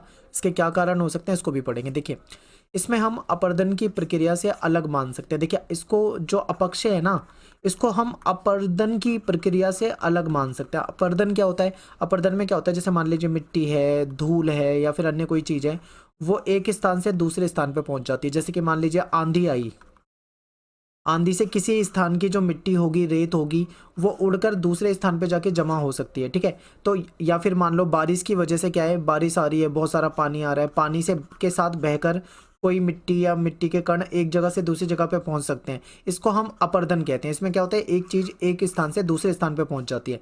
लेकिन अपक्षय को हम अपर्दन नहीं कहेंगे। क्यों? क्योंकि इसमें जब चट्टान टूटती है ना, तो जिस जगह पे टूटती है वो उसके आसपास ही गिर जाती है और वहीं पे वो जम जाती है, वहीं पे रुकी रहती है। हालांकि उसमें से जो खनिज वगैरह मिलते होंगे, उसके बाद उनसे जो चीज़ें बनती होगी उसको बेशक से परिवहन के द्वारा एक जगह से दूसरी जगह पहुंचा दिया जाता है, लेकिन चट्टान जहाँ पे टूटती है वो रहती वहीं पे है, इसीलिए इसको अपर्दन नहीं कहते, ठीक है। तो इसमें हम अपर्दन की प्रक्रिया से इसको अलग मान सकते हैं, क्योंकि इसमें टूटने से निर्मित पदार्थ जो होता है वो एक जगह से दूसरी जगह पे नहीं जाता। यही आपको समझा है। ये घटना अपने ही स्थान पर होती है और इसके बाद जो निर्मित पदार्थ होते हैं उसका कुछ हिस्सा जरूर एक जगह से दूसरी जगह पे ले जाया जा सकता है। और अपक्षय को हम एक जटिल प्रक्रिया मानते हैं। जटिल प्रक्रिया क्यों मानते हैं? देखिए, क्योंकि इसमें वातावरण का तापमान इसके पीछे उत्तरदायी होता है। अब आपके दिमाग में क्वेश्चन आएगा कि अब ये जो अपक्षय होता है इसके पीछे क्या कारण होते हैं? तो देखिए, इसके पीछे कई सारे कारण होते हैं, जैसे कि टेम्परेचर, ठीक है, फिर जो हमारी नमी होती है, जो आर्द्रता होती है, ये इसका कारण होता है। चट्टान की संरचना, ये भी कारण हो सकती है। दाब भी हो सकता है, ठीक है, गुरुत्वाकर्षण बल वगैरह भी हो सकता है। और विविध रासायनिक जो क्रिया होती है या जो जैविक क्रिया होती है, ये सब मिलकर कार्य करते हैं, तब जाके अपर्दन होता है, सॉरी अपक्षय होता है, ठीक है। चट्टानों के टूटने के कारण के आधार पे, चट्टान के टूटने के कई सारे कारण हो सकते हैं, उस कारण के आधार पे हम अपक्षय को कई तरीके से वर्गीकृत करते हैं। मेनली इसके 3 प्रकार होते हैं, एक होता है रासायनिक, एक होता है भौतिक या फिर जिसको यांत्रिक भी कहते हैं, तीसरा होता है जैविक। अब ये भौतिक, यांत्रिक, जैविक, इनमें से किसी एक चीज पे भी क्वेश्चन आ सकते हैं। जैसे कि भौतिक अपक्षय क्या होता है, मान लो पेपर में आपसे पूछ ले, तो देखिए भौतिक अपक्षय या फिर इसको यांत्रिक अपक्षय भी कहते हैं। इसमें क्या होता है कि जो चट्टान होती है उसके टूटने की प्रक्रिया में कोई रासायनिक बदलाव नहीं होता, बल्कि ताप या दाब के कारण चट्टान टूटते हैं। यानी कि मान लो कोई चट्टान है, वो टूट रही है टेम्परेचर के कारण या दाब के कारण टूट रही है, और उसके टूटने पे कोई भी रासायनिक बदलाव नहीं हो रहा, तो उसको भौतिक अपक्षय या फिर यांत्रिक अपक्षय कहते हैं, ठीक है, क्लियर है। सेकंड नंबर पे आ जाता है अपना जैविक अपक्षय। जैविक अपक्षय क्या होता है? इस जैविक कारकों को कभी कभी यांत्रिक और रासायनिक अपक्षय के सहायक कारक के रूप में भी हम देख सकते हैं। इसमें क्या होता है, जैसे कि मान लो पेड़ों की जड़ें, पेड़ों की जड़ों का जब विस्तार होता है तो उसकी वजह से चट्टान टूट सकती है या फिर चट्टान चट्टान जो है वो चटक सकती है। तो एक तरह से ये जैविक यांत्रिक प्रक्रिया हो जाती है। वनस्पतियों के सड़ने से जो ह्यूमिक अम्ल बनता है, इसके द्वारा चट्टान के कुछ पदार्थ में शालन या फिर चट्टान कमजोर हो जाती है, उसकी वजह से भी टूट जाती है, तो उसको जैविक अपक्षय हम कह सकते हैं। फिर आता है हमारा रासायनिक कारक, ठीक है, रासायनिक अपक्षय। इसमें क्या होता है कि रासायनिक अपक्षय में चट्टान के पदार्थ का रासायनिक गुण जो होता है, ठीक है, उसमें जो केमिकल गुण वगैरह होते हैं, ये इसकी वजह से चट्टान जो है वो कमजोर होकर टूटती है, तो इसको हम रासायनिक कारक कह सकते हैं। जैसे कि ऑक्सीकरण, कार्बनीकरण, ठीक है, उसमें हाइड्रेशन या हाइलेशकन, ये इसके रीजन हो सकते हैं। तो ये आपके पेपर में आ सकता है, बहुत अच्छा और बहुत ही इंपॉर्टेंट क्वेश्चन है। अगला क्वेश्चन है कि मृदा के निर्माण, यानी जो मिट्टी होती है, मिट्टी के निर्माण में सहायक जो प्रमुख कारक है वो कौन से हो सकते हैं? देखिए, ये आपको याद रखना है, एक तो जलवायु, जलवायु कारक है, फिर जो मूल पदार्थ, ये भी कारक हो सकते हैं, उच्चावच भी हो सकता है कारण, और जैविक क्रियाएं तो होती ही है, और समय, क्योंकि मिट्टी आपको पता है कि लंबी अवधि में बनती है, तो ये समय, ये सारे के सारे कारक क्या हो जाते हैं, मृदा के निर्माण में सहायक होते हैं। अगला क्वेश्चन है कि नदी विसर्प से क्या अभिप्राय है? बहुत अच्छा क्वेश्चन। देखिए, इसको आपको याद रखने का मैं एक तरीका बता देता हूँ। विसर्प, विसर्प में क्या आ रहा है? सर्प। सर्प का मतलब क्या होता है? सांप, ठीक है। यानी जब नदी इस तरीके से बहे, एस आकार में, या फिर आप इसे कह लो एस आकार में, यानी देखो आप एक सांप की तरह, सांप कैसे चलता है? सांप कभी सीधा नहीं चलता ना, वो हमेशा कैसे चलता है? इस तरीके से, इस तरीके से, इस तरीके से चलता है। यानी जब इस तरीके से नदी जाने लग जाए तो उसे विसर्प कहा जाता है, ठीक है। ये आपको ऐसे ही दिमाग में याद रहेगा आपके, मान लो पेपर में आ जाए तो आप इसे लिख सकते हो। तो इसे समझते हैं। देखिए, नदी विसर्प एक प्रमुख नदी का अपरदनात्मक स्थल रूप होता है, यानी कि एक मेन नदी है कोई, वो कहीं से जा रही है, उस अपरदनात्मक स्थल रूप, यानी कि मतलब उसके जरिए कुछ मिट्टी, कुछ धूल के कण, कुछ गाद, कंकड़, या कुछ ठोस कोई भी चीज आ रही होती है, उसकी वजह से क्या होता है, एक स्थल रूप बन जाता है, वहां से हार्ड रूप बन जाता है, ठीक है, वो जमा होता रहता है। इसको हम क्या कहते हैं? विसर्प कहता है। मैदानी क्षेत्रों में नदी की धारा जो होती है वो दाएं बाएं, यानी कभी लेफ्ट में, कभी राइट में जाकर प्रवाहित होती है, इसी से विसर्प बन जाता है। और विसर्प जो होता है, ये अंग्रेजी का जो एस आकार होता है, इससे इसके जैसा होता है। जब नदी मैदानी क्षेत्र में प्रवेश करती है तो वह मोड़दार मार्ग, यानी कि जो मोड़ वाला मार्ग होता है, इस तरीके से बहने लगती है। इसी मोड़ को हम क्या कह सकते हैं? विसर्प कह सकते हैं, ठीक है। तो इसके कई सारे तरीके हैं लिखने के, क्वेश्चन के आंसर को आप कैसे भी लिख सकते हैं। अगला क्वेश्चन है डेल्टा का निर्माण की प्रक्रिया बतानी है। देखिए, नदी जो होती है, नदी अपने साथ बहुत सारे पदार्थ को बहा कर लाती है और वो इधर उधर किनारे में बिखेर देती है, ठीक है। जैसे मान लीजिए कोई नदी समुद्र में जाके मिल रही है, तब वो बहुत सारी चीज़ें अपने साथ लाती है, वो बिखेर देती है, तो उसकी वजह से डेल्टा का निर्माण होता है। नदी भार तट के साथ शंकु के रूप में एक साथ फैल जाता है, और यदि समुद्र में दूर तक नहीं ले जाया गया हो, तो देखिए मैं आपको समझा दूं, ऐसे नहीं समझ में आएगा आपको। ये नदी है मान लीजिए, ठीक है, नदी में पानी बह के आ रहा है, मुहाने की तरफ जो होती है वो धीमी हो जाती है, फिर जो इसका पानी कहीं पे गिर रहा है, कहीं जाके किसी दूसरी जगह पे मिल रहा है, तो इस तरीके से एक शंकु के आकार का वो बन जाता है, ठीक है, नदी की वजह से। तो इसी को हम डेल्टा कहते हैं, यानी कि डेल्टा का निर्माण हो गया। डेल्टा में क्या होता है, नदी के साथ जो आया हुआ जो हार्ड मटेरियल होता है, चाहे मिट्टी हो या कंकड़ हो या जो भी चीज़ें नदी में आ रही है, वो सब क्या है, एकत्रित होती रहती हैं यहाँ पे। तो इसकी वजह से एक शंकु के आकार का हो जाता है, ठीक है। तो इसे हम क्या बोलेंगे, डेल्टा बोलेंगे। जलप्रपात क्या होता है, जलप्रपात क्या होता है, इसे वाटरफॉल कहते हैं। आपने देखा होगा पहाड़ में ऊपर से पानी गिरता है, ये वाटरफॉल जिसको हम जलप्रपात कहते हैं ये होता है, ठीक है। इसमें क्या होता है, जब नदी का पानी अचानक ऊंचाई से गिरता है, यानी बहुत ऊंचाई से गिरता है, तो वो जलप्रपात बनाता है। नदी के मार्ग में अनेक कोमल और कठोर चट्टानें आती है। नदी जब जाती है तो कुछ चट्टानें ऐसी होती है जो कोमल होती हैं, कुछ चट्टानें ऐसी होती है जो बहुत ज़्यादा हार्ड होती हैं। तो कोमल चट्टान जो होती है वो आसानी से कट जाती है, लेकिन जो हार्ड चट्टान होती है, ठीक है, वो क्या होती है, वो आसानी से नहीं कटती है। तो कोमल वाली चट्टानें कट कर उस स्थान पर नदी की जो तलहट होती है धीरे धीरे वहाँ पे जाने लग जाती है। इस प्रकार नदी का जल जो होता है वो तेज गति से नीचे की ओर गिरने लग जाता है, इसी को हम जलप्रपात कहते हैं, ठीक है। फिर क्या है, अगला क्वेश्चन है श्रीपिकाएं क्या होता है। तो देखिए, नदी के मार्ग में जो कठोर और कोमल चट्टान स्थित होती हैं, कोमल चट्टान का अपरदन यानी वो टूट फूट जा सकती है, घिस सकती है, वो जल्दी से हो जाता है, लेकिन कठोर चट्टान जो होती है वो आसानी से, उसमें अपरदन नहीं होता, उसमें बहुत समय लग जाता है। इस ढाल पर नदी का जल जो है वो तीव्र साथ आगे बढ़ता है, इसे शिप्रिका कहते हैं। एक तरह से आप इसे रैपिड की तरह देख लें। क्या होता है कि आप देखोगे कभी नदी में कुछ जगह पे पत्थर वगैरह होते हैं, तो पानी आता है वहाँ पे, उस जगह पे क्या होता है, बहुत तेजी से पानी बहने लग जाता है, ठीक है, उसे शिप्रिका के रूप में हम देख सकते हैं। अगला क्वेश्चन है कि वायुमंडल अनेक गैसों से मिलकर बना है, इसके बारे में आपको बताना है। देखिए, वायुमंडल की जो ऊपरी परत है उसमें कई सारी गैस होती हैं, ठीक है, और ये गैस जो होती है इसका अनुपात बदलता रहता है। वायुमंडल में मनुष्यों एवं जंतुओं के जीवन के लिए आवश्यक गैस जैसे ऑक्सीजन जो है, और पौधों के लिए कार्बन डाइऑक्साइड जो है ये पाई जाती है। कार्बन डाइऑक्साइड जो होती है वो पार्थिव विकिरण के कुछ भाग को सोख लेती है और ग्रीन हाउस प्रभाव के लिए उत्तरदायी मानी जाती है, ठीक है। और ओजोन गैस की पृथ्वी की सतह से 10 से 50 किलोमीटर की ऊंचाई के बीच में पाई जाती है, और ये फिल्टर का कार्य करती है, सूर्य से निकलने वाली पराबैंगनी किरणों को अवशोषित करती है। अब देखिए, सूरज जो होता है हमारा, सूरज से किरणें जो होती है वो पृथ्वी पे आती है। हम रहते हैं मान लीजिए पृथ्वी पे नीचे, ठीक है, और सूरज है ऊपर। इसकी किरणें जब आती हैं तो बीच में क्या होती है, एक लेयर होती है गैस की। इस गैस की लेयर को बोलते हैं ओजोन परत, ठीक है, ओजोन परत। अब क्या है, सूर्य की रोशनी डायरेक्ट अगर आ जाए, ये ओजोन लेयर होती है, ये उस सूर्य की रोशनी को छान कर पृथ्वी पे भेजती है। हमारे पास जो है ये छन कर आती है, फिल्टर होके आती है, ठीक है, लिखा ना यहाँ फिल्टर होके आती है। तो सूर्य से जो रोशनी आती है अल्ट्रा वायलेट रेंज, जिसको बोलते हैं पराबैंगनी किरणें, जिसको यूवी रेंज कहा जाता है। तो ये यूवी रेंज अगर डायरेक्ट आ जाए, मान लो ओजोन परत नहीं है, डायरेक्ट आ रही है, तो फिर उससे क्या होता है, हमें बहुत सारी बीमारी हो सकती है, हमें कैंसर हो सकता है, ठीक है, हमारी स्किन से रिलेटेड प्रॉब्लम हो सकती है, टेम्परेचर पृथ्वी का बहुत ज़्यादा बढ़ सकता है, लेकिन ओजोन एक तरह से रक्षा करती है। तो ये यहाँ पे ओजोन वाली बात भी, ये भी आपको याद रखना है। वायुमंडल के संगठन की संक्षेप में व्याख्या करिए। देखिए, वायुमंडल में क्या क्या चीज़ें हैं, तो वायुमंडल में गैस होगी, जलवाष्प होगी, धूल के कण हैं, इन सब से मिलकर ही वायुमंडल बनता है। तो वायुमंडल में अलग अलग तरह की गैस है, जैसे नाइट्रोजन है, ऑक्सीजन है, ठीक है, कार्बन डाइऑक्साइड, ऑर्गन, ओजोन, इस तरह की गैसें होती हैं। जलवाष्प की बात करें तो वायुमंडल में आपको जलवाष्प देखने को मिलेगी, जलवाष्प की भी मात्रा मिलेगी, और धूल के कण भी होते हैं। तो ये सब संगठन हो जाएंगे इसके।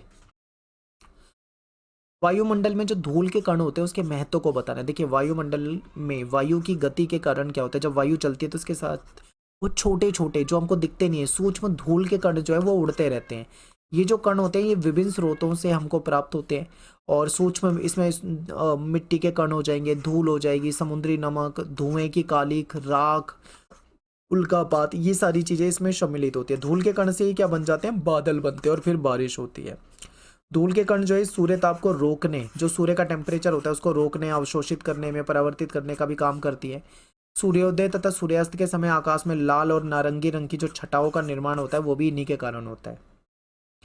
अगला क्वेश्चन है कि वायुमंडल की संरचना के बारे में बताना है। देखिए, वायुमंडल को हम कई परतों में बांट कर देखते हैं, 5 प्रमुख परतों में इसको बांटते हैं। सबसे पहले बात कर लेते हैं शोभमंडल। शोभमंडल जो होती है वायुमंडल की सबसे निचली परत होती है जिसमें हम रहते हैं, एक तरह से आप ये मान लो। इसमें क्या होता है, इसकी औसत ऊंचाई 13 किलोमीटर तक होती है, ध्रुवों पे ये 8 किलोमीटर तक की है, और जो ऋतुएं होती है, जो मौसम होती है, वो सारी घटनाएं जो होती हैं शोभमंडल में देखने को मिलती है, ठीक है। ये मानव के लिए सबसे उपयोगी जगह है शोभमंडल। इसके बाद समताप मंडल आ जाता है जो कि 50 किलोमीटर तक विस्तृत है। और इसमें क्या होता है 20 किलोमीटर की ऊंचाई तक तापमान में कोई परिवर्तन नहीं होता, लेकिन उसके बाद अगर हम और ऊपर जाते हैं तो टेम्परेचर में हमें थोड़ा सा वृद्धि देखने को मिलती है। ठीक है, इस परत के निचले भाग में ओजोन गैस उपस्थित है। ओजोन गैस वही है जो मैंने आपको बताया था, सूरज से जो किरणें आती हैं उसको कहीं ना कहीं छान कर भेजती है हमारे पास, ये हो जाता है। फिर मध्यमंडल आ जाता है। मध्यमंडल यहाँ पे क्या है, ऊंचाई पे होता है, तो ऊंचाई पे जाके टेम्परेचर जो है उसमें गिरावट आने लग जाती है। फिर उसके बाद आयन मंडल आ जाता है और फिर बाह्य मंडल आ जाता है। ठीक है, तो ये इंपॉर्टेंट है। अगला क्वेश्चन है कि वायुमंडल सूर्य ताप की अपेक्षा पार्थिव विकिरण से अधिक गर्म क्यों हो जाता है। यानी वायुमंडल जो है वो उसमें सूर्य ताप से ज़्यादा वो पार्थिव जो विकिरण होती हैं इसकी वजह से ज़्यादा गर्म होता है। इसके पीछे क्या रीज़न है, देखिए सूर्य से प्राप्त होने वाला जो विकिरण है वो लघु तरंगों के रूप में होता है जिसे वायुमंडल सोखता नहीं है। ये सौर विकिरण जो है भूतल पर यानी जमीन पे पहुंचकर पृथ्वी को, जो सूर्य की जो किरणें होती हैं वो जमीन पे पहुंचती है और पृथ्वी को क्या करती है, गर्म करती है। पृथ्वी से ऊष्मा जो है वो दीर्घ तरंगों के रूप में निकलती है और फिर उससे वायुमंडल की जो कार्बन डाइऑक्साइड होती है ये गैसें उसको अवशोषित करती है और वायुमंडल फिर उससे क्या होता है, गर्म होने लग जाता है। ठीक है, यानी कि सूर्य की किरणें आती हैं पृथ्वी पर और पृथ्वी से फिर वापस वो वायुमंडल को गर्म करती हैं। सर्वाधिक ताप कौन से कटिबंध में मिलता है और क्यों, क्या क्या कारण है इसका। तो सबसे ज़्यादा जो ताप होता है, टेम्परेचर होता है, वो उपोष्ण कटिबंध के जो मरुस्थल होते हैं यहाँ पे मिलता है। इसके कारण क्या है, यहाँ पे मेधाक्षण बहुत कम पाया जाता है। शीत ऋतु की बात करें तो यहाँ पे मध्य और उच्च अक्षांशों पर ग्रीष्म ऋतु की तुलना में कम मात्रा में जो किरणें होती हैं, विकिरण होती है, वो आती है। ये भी इसका रीज़न हो सकता है। क्वेश्चन है कि स्थल समीर और समुद्र समीर में क्या अंतर है। देखिए स्थल समीर क्या है, ये ऐसी पवनें हैं जो रात के समय स्थल से समुद्र की ओर चलती हैं। यानी कि यहाँ पे समुद्र है और यहाँ पे स्थल है, तो स्थल से चल रही है समुद्र की ओर। ठीक है, रात के समय स्थल जो है वो जल्दी ठंडा हो जाता है और समुद्र देर से ठंडा होता है। इसी कारण समुद्र पर निम्न वायुदाब का क्षेत्र जो है वो विकसित हो जाता है। इसको स्थल समीर कहा जाता है। समुद्र समीर की बात करें तो ये दिन के समय समुद्र से स्थल की ओर चलती है, दिन में चलती है पवनें और समुद्र से चलती है स्थल की तरफ चलती है। ठीक है, दिन के समय क्या होता है, सूर्य होता है, सूर्य चमकता है तो समुद्र की अपेक्षा स्थल जो है वो गर्म हो जाता है, जिस स्थल पर निम्न वायुदाब का क्षेत्र जो है वो विकसित हो जाता है। ठीक है, तो ये इंपॉर्टेंट था। अगला क्वेश्चन है कि पवन 3 प्रकार की होती हैं। तो पहली है इसमें भूमंडलीय पवनें, दूसरी है मौसमी पवनें और तीसरी है स्थानीय पवनें। भूमंडलीय जो पवन होती है इसको देखते हैं। पृथ्वी के विस्तृत क्षेत्र पर एक ही दिशा में साल भर चलने वाली जो पवन है इसको भूमंडल की पवन हम कहते हैं। ठीक है, साल भर चलती हैं ये पवनें, जिसमें सन्मार्गी या व्यापारिक पवनें, पछुआ पवनें, ध्रुवीय पवनें हो जाती है। मौसमी पवन की बात करें तो ये पवनें जो हैं इन पवनों की दिशा में मौसम या समय के अनुसार परिवर्तन होता है। ठीक है, मौसम और समय के अनुसार परिवर्तन होता है, इसलिए इसको मौसमी पवन हम कह रहे हैं। फिर है स्थानीय पवन। ऐसी पवनें जो होती है वो भूतल के गर्म और ठंडा होने की भिन्नता से पैदा होती हैं। यानी जो भूतल जो है या गर्म हो जाए या ठंडा हो जाए उसके कारण जो पवनें पैदा हो रही हैं इसको स्थानीय पवनें कहते हैं। ठीक है, जैसे कि आपको गर्मियों में लू देखने को मिलती है। ठीक है, लू हो गई, फोन, चिनूक, मिस्ट्रल, ये इसके एग्जाम्पल हो सकते हैं। नेक्स्ट है कि चक्रवात और प्रति चक्रवात, इन दोनों में क्या अंतर है। तो चक्रवात को समझते हैं। जब किसी क्षेत्र में निम्न वायुदाब स्थापित हो जाता है और उसके चारों ओर उच्च वायुदाब, यानी कि कोई पर्टिकुलर स्थान है, यहाँ पे तो निम्न वायुदाब हो गया लेकिन इसके चारों ओर उच्च वायुदाब है, तो इसके कारण तो ठीक है, तो इसके कारण क्या होता है कि जो पवनें निम्न दाब की ओर आकर्षित होती हैं और पृथ्वी की घूर्णन गति के कारण, क्योंकि पृथ्वी घूमती है उस गति के कारण, उत्तरी गोलार्ध में घड़ी की सुइयों के विपरीत, ठीक है, यानी कि एंटी क्लॉकवाइज, घड़ी क्या होती है, घड़ी की सुई ऐसे घूमती है लेकिन ये उसके अपोजिट, विपरीत इस तरीके से घूमे, तथा दक्षिणी गोलार्ध में सुइयों के अनुरूप, यानी कि उत्तरी गोलार्ध में, यानी पृथ्वी को देखो 2 हिस्सों में बांट देते हैं। अगर उत्तरी गोलार्ध में है तो ये विपरीत घूम रही है, ठीक है, इस तरीके से। लेकिन अगर दक्षिणी गोलार्ध में है तो ये घड़ी की सुई की तरीके से घूम रही है, इस तरीके से, तो क्लॉकवाइज या एंटी क्लॉकवाइज घूम रही है, तो इसको चक्रवात कहा जाता है। प्रति चक्रवात क्या होता है ये समझिए। इस प्रणाली के केंद्र में उच्च वायुदाब होता है, यानी यहाँ पे पहले क्या था, निम्न वायुदाब था, लेकिन इसके केंद्र में उच्च वायुदाब है और ये पवनें जो हैं चारों ओर से निम्न वायुदाब की ओर चलती हैं।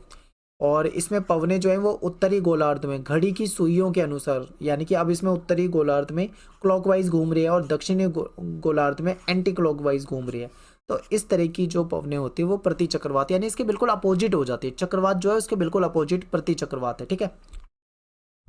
अगला क्वेश्चन है कि भूमंडलीय पवनों का प्रारूप किन बातों पे निर्भर करता है। जो भूमंडलीय जो पवन होते हैं उस किस बात पे उसका प्रारूप निर्भर करेगा। तो कई सारी चीज़ें, जैसे देखिए पृथ्वी का घूर्णन कैसा है, इस पे निर्भर करेगी। महासागर और महाद्वीपों के वितरण पे भी ये कहीं ना कहीं निर्भर करती है।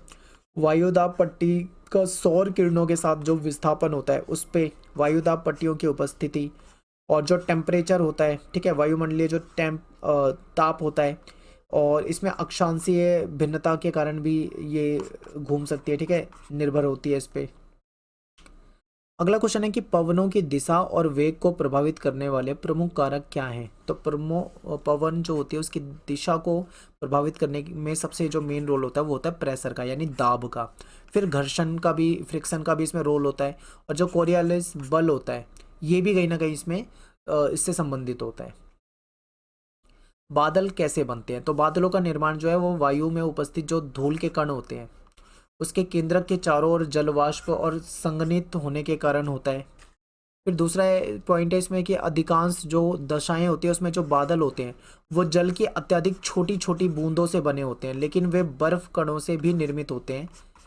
तो इसकी वजह से जब वो हिमांक से भी नीचे पहुंच जाते हैं, यानी बर्फ, आपको पता है 0 डिग्री में 0 डिग्री टेम्परेचर पे बर्फ जमने लग जाती है, उससे भी अगर मान लो नीचे चले जाएं टेम्परेचर तो बादल बनने लग जाते हैं।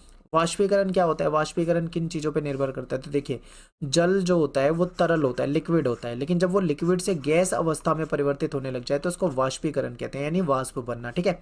1 ग्राम जल को जलवाष्प में परिवर्तित करने के लिए 600 कैलोरी ऊर्जा की जरूरत पड़ती है। वाष्पीकरण की मात्रा तापमान, विस्तार और पवन का जो वेग होता है उस पर निर्भर करती है। आर्द्रता किसे कहते हैं। तो देखिए वायुमंडल जो होता है उसमें जो उपस्थित जलवाष्प होती है उसको वायुमंडल की आर्द्रता के रूप में देखते हैं। इसको हम प्रति ग्राम घन मीटर के रूप में इसको नापते हैं। और आर्द्रता जो होती है वो 3 प्रकार की होती है। निरपेक्ष आर्द्रता, विशिष्ट आर्द्रता, ठीक है, और सापेक्ष आर्द्रता। ये अलग अलग प्रकार की हो सकती है। अब देखिए पेपर का टाइम है, मैं बहुत डिटेल में नहीं जाऊंगा, जल्दी जल्दी आपको पढ़ा के समझा रहा हूँ, आप इसको देख लें, इन पॉइंटों को आप याद कर लें, ठीक है।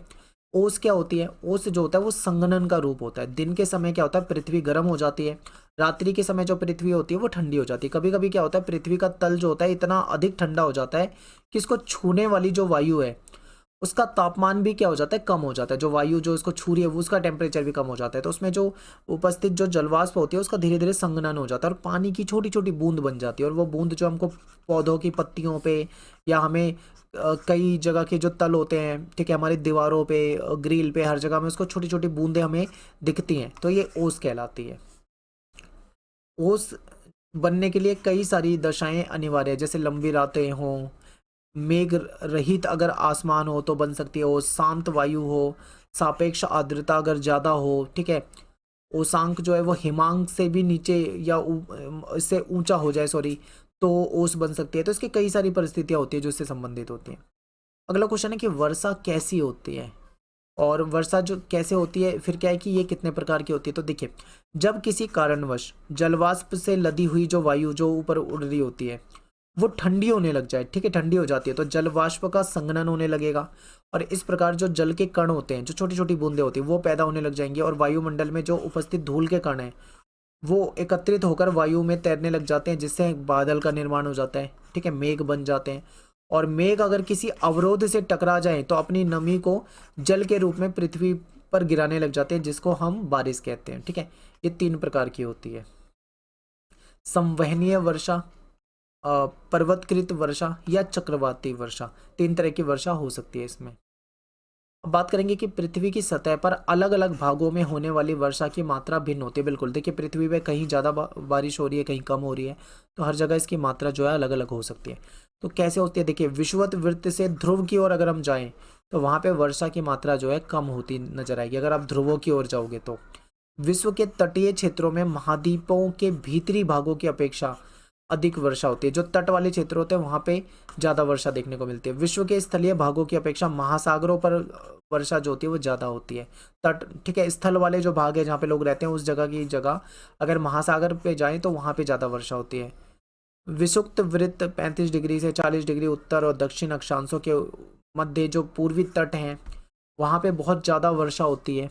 पश्चिम की तरफ जाते हैं तो वो वर्षा घटने लग जाती है। तो अलग अलग जगह पे वर्षा जो है अलग अलग होती है, कहीं ज़्यादा कहीं कम होती है। ठीक है, संघनन क्या होता है? संघनन अभी बताइए, जलवाष्प का जो जल के रूप में बदल जाता है तो उसको संघनन कहते हैं। ठीक है, और इसकी क्या दशाएं हो सकती है? तो वायु का जो आयतन होता है वो नियत हो या फिर तापमान जो हो वो उसांक तक गिर जाए, बिल्कुल कम हो जाए, टेम्परेचर कम हो जाए, उसकी वजह से हो सकता है। वायु का आयतन और तापमान अगर दोनों कम हो जाएं तो संघनन हो जाता है। वाष्पीकरण के द्वारा वायु में जो अधिक जल प्रविष्ट हो जाए, ज़्यादा पानी हो जाए उसमें, ठीक है, वायु में, तो उसकी वजह से हो सकता है। हवा के तापमान में अगर कमी आ जाए तो भी संघनन हो जाता है। तो ये कई सारे इसके कारण होते हैं। अगला क्वेश्चन है कि उष्ण कटिबंधीय मॉनसून, जिसको हम एएम कहते हैं, और दूसरा उष्ण कटिबंधीय आर्द्र और शुष्क जलवायु, जिसको एडब्ल्यू कहते हैं, इनके बीच में क्या अंतर है? देखिए, जो उष्ण कटिबंधीय मॉनसून है, यहाँ पे पवनें जो होती है वो ग्रीष्म, जो गर्मी वाली ऋतु होती है उसमें भारी वर्षा करती है। शीत ऋतु में यहाँ पे क्या होता है? शुष्क माहौल रहता है। और ये जलवायु जो होती है वो भारतीय उपमहाद्वीप में, दक्षिणी अमेरिका में, उत्तर पूर्वी भाग में, उत्तरी ऑस्ट्रेलिया में यहाँ पे पाई जाती है।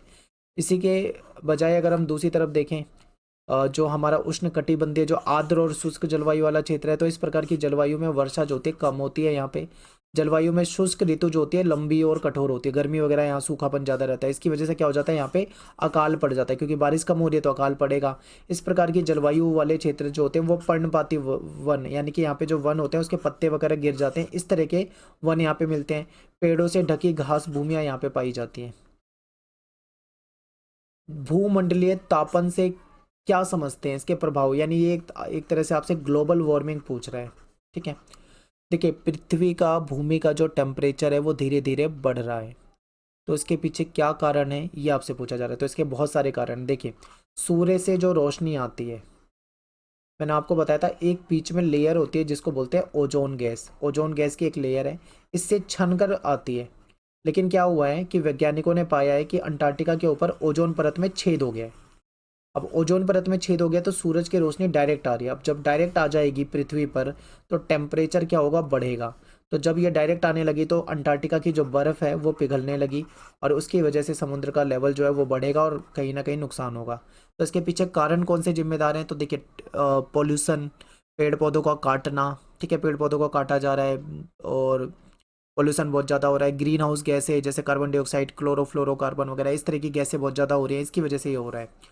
तो ग्रीन हाउस प्रभाव से विश्व का जो टेम्परेचर है वो बढ़ रहा है, वृद्धि हो रही है, जिससे कि ग्लोबल वार्मिंग या फिर ऊष्मन बढ़ रहा है। भूमंडलीय ऊष्मन यानी जो भूमि का जो ताप बढ़ रहा है वो वायुमंडल में ग्रीन हाउस गैसों की मात्रा में वृद्धि होने के कारण हो रहा है। ग्रीन हाउस गैसें बढ़ रही है, इसकी वजह से हो रहा है। भूमंडलीय तापन के निम्नलिखित प्रभाव हैं। पहला क्या है कि ध्रुवीय क्षेत्रों और पर्वतीय क्षेत्रों की सारी बर्फ जो है वो पिघल जाएगी। मैंने आपको बताया था जब अगर ऐसे ही होता रहा तो बर्फें जो है बहुत ज़्यादा तेज़ी से पिघलेगी। समुद्र का पानी बढ़ जाएगा, ठीक है, सारा क्षेत्र जो है वो जलमग्न हो जाएगा। जैसे मुंबई हो गया, ढाका हो गया, मालदीव जो कि समुद्र के तट पे बसे हुए हैं, ठीक है, समुद्र के किनारे हैं या आइलैंड की तरह बसे हुए क्षेत्र हैं, वो सारे के सारे पानी में डूब जाएंगे। समुद्र का पानी जो है वो खारा पानी जो है वो धरती के जो मीठा पानी है उसको भी खराब कर देगा। पर्वतों की जो हिमानी है उसको पिघलने से नदियां जो है उसमें बाढ़ आने लगेगी। तो ये इसके कुछ नुकसान हो सकते। क्वेश्चन है कि जल चक्र की व्याख्या कीजिए। देखिए, जल चक्र जो है ये करोड़ों वर्षों से पृथ्वी पर कार्यरत एक चक्र है। इसमें जल अपनी अवस्था और स्थान निरंतर बदलता रहता है। चक्र के रूप में महासागर से धरातल पर और धरातल से वापस महासागर में पहुंचता रहता है। ठीक है, जल जो है एक चक्र के रूप में चलता है। एग्जाम्पल आपको समझा दूं, जल जो है पहले तरल रूप में होता है, लिक्विड में होता है, फिर वो गैस रूप में बनता है, वाष्पीकरण होता है, फिर वर्षा के द्वारा वो कहीं गिरता है, फिर वापस से जल के रूप में हो जाता है। तो ये जो चलता रहता है। अब इसमें क्या है, हो सकता है कि भारत की जो गंगा नदी है, गंगा नदी में बहने वाला जल वाष्प बन के, ठीक है, बादल बन के ऑस्ट्रेलिया में जाके बरस जाए, या फिर ऑस्ट्रेलिया की किसी नदी का पानी भारत में आके बरस जाए, ऐसा होता रहता है। तो ये चक्र जो है ये करोड़ों सालों से चलता आ रहा है। इसमें क्या होता है, जल जो है अपनी अवस्था को भी बदलता है और अपने स्थान को भी बदलता है, ठीक है। ये महासागर से धरातल पे भी आ सकता है और धरातल से वापस महासागर में भी पहुंच सकता है। तो इसी को हम क्या बोलते हैं, जल चक्र बोलते हैं, ठीक है। महासागरों के तल से जल का वाष्पीकरण होता है जिससे कि बादल बनते हैं। मैंने आपको बताया था कि जो जब सूर्य की किरणें पड़ती हैं पानी पर तो वो गर्म होता है, और गर्म होने के बाद वो भाप बन के ऊपर होता है उठता है, यानी वाष्पीकरण होता है, फिर वो बादल का रूप लेता है, बादल बनता है, और फिर बादल से संघनित होके, ठीक है, जलवाष्प के रूप में संघनित होके फिर से वो वर्षण के रूप में आता है, यानी कि बारिश करता है। और ये चलता रहता है चक्र। इस प्रकार जल चक्र स्थल मंडल, जल मंडल, वायुमंडल, इन सबको आपस में जोड़े रहता है, ठीक है। महासागरीय जल जो है उसकी लवणता किन कारकों से प्रभावित होती है। आपको पता है कि महासागर का जो जल होता है उसमें लवण यानी कि सॉल्ट जो होता है, नमक जो होता है, उसकी मात्रा अधिक होती है। तो वो किन कारकों से प्रभावित होता है आपको ये बताना है। तो देखिए, इसके कई सारे कारक हो सकते हैं, जैसे कि जल की आपूर्ति। ठंडे जल में गर्म जल की अपेक्षा कम लवणता होती है, गर्म जल में ज़्यादा लवणता होती है, ठंडे जल में कम होती है। नदियों के मुहाने पर लवणता जो होती है वो आपको कम मिलेगी। वाष्पीकरण की मात्रा पे भी ये निर्भर करता है, क्योंकि ध्रुवों और उच्च अक्षांश पर कम, जबकि कर्क और मकर वृत्त जो है इस पे ज़्यादा वाष्पीकरण होता है, ठीक है। जहाँ वाष्पीकरण ज़्यादा होता है, लवणता जो होती है यानी कि जो पानी में नमक की मात्रा होती है वहाँ पे वो अधिक होती है, ठीक है। महासागरीय धाराएं, ठंडी धाराओं में लवणता कम और गर्म धाराओं में ये ज़्यादा पाई जाती है। खुले सागरों की लवणता अगर हम देखें तो कर्क और मकर रेखा पर लवणता की मात्रा सबसे ज़्यादा होती है, क्योंकि यहाँ पे वाष्पीकरण बहुत होता है। वर्षा अधिक होने के कारण भूमध्य रेखा के निकट जो है लवणता की मात्रा जो कम होती है। ध्रुवों के समीप अगर हम देखें तो लवणता की मात्रा जो है वो कम पाई जाती है। तो ये कुछ कारण हो जाते हैं। फिर महासागरों के तापमान वितरण को प्रभावित करने वाले कारक बताने हैं। तो महासागरीय जल को जो जल है उसको ऊष्मा सूर्य से मिलती है, ठीक है। और समुद्र का जल सौर विकिरण से ऊष्मा प्राप्त करके गर्म होने लग जाता है, फिर उसका तापमान बढ़ने लग जाता है। और समुद्र का जो जल होता है उसका तापमान जो होता है सदा एक सा नहीं रहता, क्योंकि दिन के समय उसका तापमान ज़्यादा हो सकता है तो रात के समय उसका तापमान कम भी हो सकता है, ठीक है। तो इस तापमान को प्रभावित करने वाले कई सारे कारक हो सकते हैं, जैसे कि अक्षांश, लैटिट्यूड हो जाएगा, पवनें हो जाएंगी, महासागर की धाराएं हो जाएंगी, ठीक है, लवणता वगैरह हो जाएगी। तो ये इसके कई सारे कारण हो सकते हैं। तरंग और धारा, इसमें क्या अंतर होता है ये समझिए, बहुत इंपॉर्टेंट है। तरंगों का जल जो होता है वो ऊपर नीचे आगे पीछे हिलता रहता है, अपना स्थान छोड़कर आगे नहीं बढ़ता। क्योंकि देखिए, पानी जो है इधर हिलेगा हवा के साथ, फिर वापस इधर हिलेगा, आसपास ही रहता है, ठीक है, जाता नहीं है। तरंगे केवल जल तक ही सीमित रहती हैं। तरंगों का वेग जो है वो वायु के प्रचलन पे निर्भर करता है। अगर वायु तेज से चल रही है तो उसका जो तरंग है वो भी तेज होगी, अगर वायु धीमी चल रही है तो तरंग जो है वो धीमी होगी, ठीक है। तरंगों का जो आकार होता है वो जल की गहराई पे निर्भर करता है। और तरंगे जो होती है अस्थायी होती हैं, ये सदा बनती भी रहती हैं और हमेशा बिगड़ती भी रहती है, बन भी सकती है बिगड़ भी सकती है, ऐसा रहता है। ये तो हो गई तरंग। लेकिन अगर हम धाराओं की बात करें तो धाराओं में जल जो होता है अपना स्थान छोड़कर आगे बढ़ता है, क्योंकि धारा का मतलब क्या होता है, जल चल रहा है, चलता जा रहा है, चलता जा रहा है। धाराएं जो होती है पर्याप्त गहराई तक प्रभावकारी होती हैं। धाराएं जो होती है स्थायी पवनों के प्रभाव से चलती है, अगर परमानेंट जो हवा चल रही होती है उसकी वजह से धाराएं चलती हैं, और ठंडे तटों को भी गर्म कर देती है। धारा जो है सदैव विशाल आकार की होती है, बड़े आकार की होती है, और इनके मिलने पर इन क्षेत्र पे मछलियों से भरे होते हैं। जैसे गर्म धारा और ठंडी धारा जहाँ पे मिलती है, गर्म पानी और ठंडा पानी जहाँ पे मिलता है वहाँ पे मछलियाँ जो होती है वो बहुत ज़्यादा देखने को मिलती है। धाराएं स्थायी होती है, जो निरंतर जो होती है निश्चित दिशा में बहती रहती हैं। ज्वार भाटा क्या है और इसके प्रमुख कारण बताने हैं। देखिए, समुद्र का जल जो है, जल का स्तर जो होता है हमेशा एक जैसा नहीं रहता, यह नियमित रूप से दिन में 2 बार ऊपर उठता है और नीचे गिरता है। समुद्र, देखिए, समुद्र का पानी, जैसे मान लीजिए ये किनारा है, ठीक है, समुद्र का पानी जो है पहले ऊपर की तरफ आएगा, किनारे पे आएगा, और फिर यहाँ से वापस चला जाएगा। इस तरीके से होता रहता है। अगर आप समुद्र तट पे गए होंगे तो आपने ये चीज़ें देखी होगी। तो जब पानी ऊपर उठता है तो उसको ज्वार कहते हैं, जब वो वापस नीचे की तरफ उतरता है तो उसको भाटा कहते हैं, ठीक है। पूर्णमासी और अमावस्या के समय ज्वार की ऊंचाई जो होती है वो नॉर्मल डेज से 20% ज़्यादा हो जाती है, महीने में 2 बार ऐसा होता है। ज्वार भाटा का जो वर्गीकरण है वो दो तरीके से कर सकते हैं, एक तो उसके आवृत्ति के आधार पे और उसकी ऊंचाई के आधार पे। आवृत्ति में क्या है, अर्ध दैनिक ज्वार, मिश्रित ज्वार, ये सब हो सकते हैं। और ऊंचाई पे देखें तो उच्च ज्वार भाटा या फिर निम्न ज्वार भाटा, ये कह सकते हैं। ज्वार भाटा का महत्व क्या होता है, इसका फायदा क्या होता है? देखिए, नदी का जो मुख होता है उस पर समुद्री जहाज जो है आसानी से ज्वार भाटा की वजह से पहुंच सकते हैं। देखिए, जैसे मान लो पानी इधर आ रहा है और कोई नाव भी इधर आ रही है, तो वो इसके जरिए ज्वार की तीव्रता के कारण वो भी आसानी से यहाँ पे पहुंच सकते हैं। ठीक है, मछली पकड़ने वाले जो नाविक होते हैं वो भाटे के साथ ही, क्या जब भाटा जो होता है वापिस जाता है पानी, तो उसके साथ ही समुद्र में अंदर चले जाते हैं और ज्वार के साथ वापिस आ जाते हैं, उनको ये फायदा हो जाता है। ज्वार भाटे से जो तटीय नगरों की जो गंदगी होती है, ठीक है, वो भी साफ हो जाती है। ज्वार भाटे से बहुत सी बहुमूल्य वस्तुएं जो होती है वो समुद्र के किनारे आ जाती है, जैसे शंख हो गया, सीप हो गया, घोंगा वगैरह, ये सब आ जाता है। ठीक है, तो ज्वार भाटे से काफ़ी मतलब फायदे होते हैं। इससे क्या होता है, शीत प्रदेशों में पानी नहीं जमा हो पाता है, गतिमान रहता है पानी। इससे कई बार बिजली भी बना ली जाती है, तो ऊर्जा का उत्सर्जन भी किया जा सकता है। ज्वार भाटा नौ संचालन से कैसे संबंधित है? मैंने आपको बताया था ना कि नदमुख जो होती है, नदी का जो रिवर माउथ होता है, ठीक है, नदी का जो मुख होता है, वहाँ पे बंदरगाह वगैरह जहाँ पे जहाज आसानी से नहीं पहुँच सकते, लेकिन वो ज्वार की तीव्र मात्रा की वजह से आसानी से चले जाते हैं। ठीक है, यानी कि माल को चढ़ाने उतारने में नौ संचालन में ज्वार भाटा का बहुत ज़्यादा महत्व होता है। अपसौर और उपसौर में क्या अंतर होता है? देखिए, उपसौर जो है, जब पृथ्वी सूर्य के निकटतम होती है उपसौर कहलाता है, जब पृथ्वी सूर्य से दूर होती है अपसौर कहलाता है। ठीक है, महासागरीय धाराएं जो हैं वो, उसे कौन कौन से जो कारक हैं वो प्रभाव, उसके क्या क्या प्रभाव होते हैं? ये धाराएं अपने आसपास के स्थल क्षेत्रों में तापमान और जो तापांतर होता है उसको प्रभावित करती हैं। ठंडी धाराएं जो होती हैं वो स्थल के क्षेत्रों में तापमान को कम कर देती हैं। गर्म धारा जो होती है वो टेम्परेचर को बढ़ा देती है। महासागरीय धाराओं के कारण अन्य जो जलवायु परिवर्तन होते हैं वो भी हो सकते हैं, जैसे कोहरे की उत्पत्ति, आर्द्रता में वृद्धि, मृदुलता, ये सब होता है। ठंडी और गर्म धाराओं के मिलने के कारण इन क्षेत्रों में मछलियां जो होती है वो बहुत ज़्यादा पाई जाती है। ठीक है, मत्स्य भंडार जो होता है दुनिया का वो इसी स्थानों पर सबसे ज़्यादा देखने को मिलता है। आई सी, ठीक है, IUCN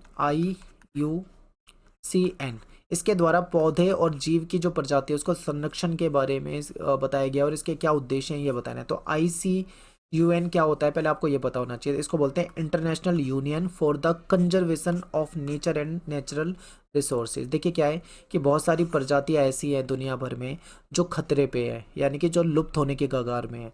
ये क्या करती है, ये एक रेड लिस्ट जारी करती है प्रजातियों की जो जो खत्म हो रही है, चाहे वो पेड़ पौधे हो या जानवर जीव जो भी होते हैं उससे रिलेटेड हो। तो उससे पता लग जाता है कि भाई ये प्रजातियां जो है खत्म होती जा रही है, खत्म होने के कगार पे है, तो उसको कैसे संरक्षण किया जाए। और इसमें वो सभी प्रजातियां सम्मिलित हैं जिन्हें यदि संरक्षित नहीं किया गया तो वो विलुप्त होने से हो, मतलब खत्म ही हो जाएंगे, भविष्य में वो चीज़ मिलेगी नहीं। ठीक है, और जो दुर्लभ प्रजाति होती है जो वैसे ही संख्या में कम है उसको भी बचाने के लिए कैसे किया जा सकता है काम, वो बताती है ये। जैव विविधता के सम्मेलन में लिए गए संकल्पों ने जैव विविधता संरक्षण में मदद की है, इसके बारे में बताना है। तो देखिए, संकटापन्न प्रजातियों के संरक्षण के लिए प्रयास करने चाहिए। ऐसी जो प्रजाति जो खत्म होती जा रही है या विलुप्त होने वाली है उसकी प्रजातियों के संरक्षण का कार्य करना है। प्रजातियों को लुप्त होने से बचाना। ठीक है, खाद्यान्न की किस्में, किस्म जो है जिसे चारे संबंधी जो पौधे की किस्म है, इमारती लकड़ी के पेड़ है, पशुधन, जंतु, जो भी चीज़ें मतलब खत्म होती जा रही है उसको संरक्षित करना। प्रत्येक देश को वन्य जीवों के आवास को चिन्हित करना ताकि वहाँ पे क्या हो, वन्य जीव रह सके। प्रजातियों के पलने, बढ़ने, विकसित होने के स्थान पर सुरक्षित और संरक्षित होना चाहिए। तो ये सारी चीज़ें हैं।